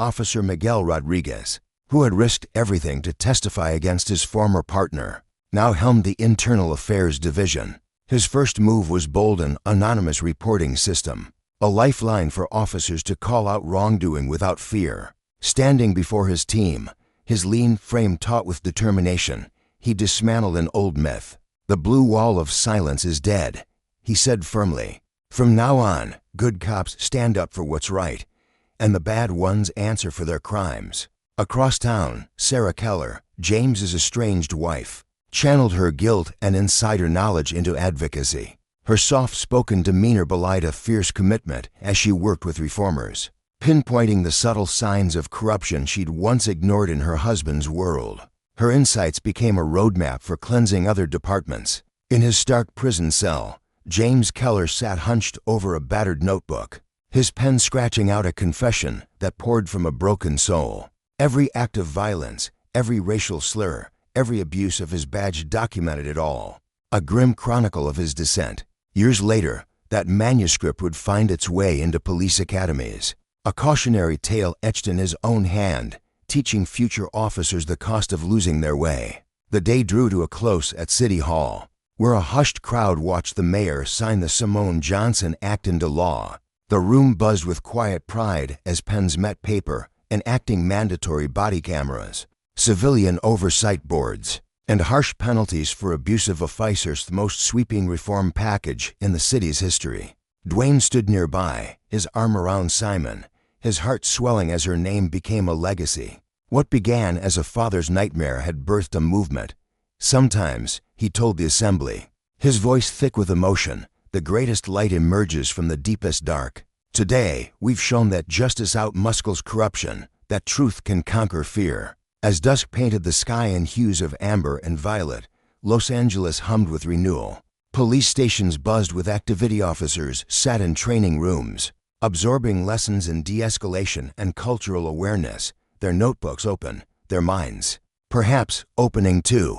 The story of Keller and Simon echoed through the city, a parable of reckoning. His attempt to dominate through violence had backfired spectacularly, amplifying the voices he'd sought to silence, toppling the system he'd leaned on. Night settled over the skyline, and with it came a new promise. The badge, once a cloak for cruelty, would shine as a shield for all. In the end, Dwayne The Rock hadn't crushed Keller with brute force, but with something far mightier, the relentless, unyielding pursuit of what was right. And in that victory lay a profound lesson: power abused sows its own ruin, while justice, patiently forged, endures.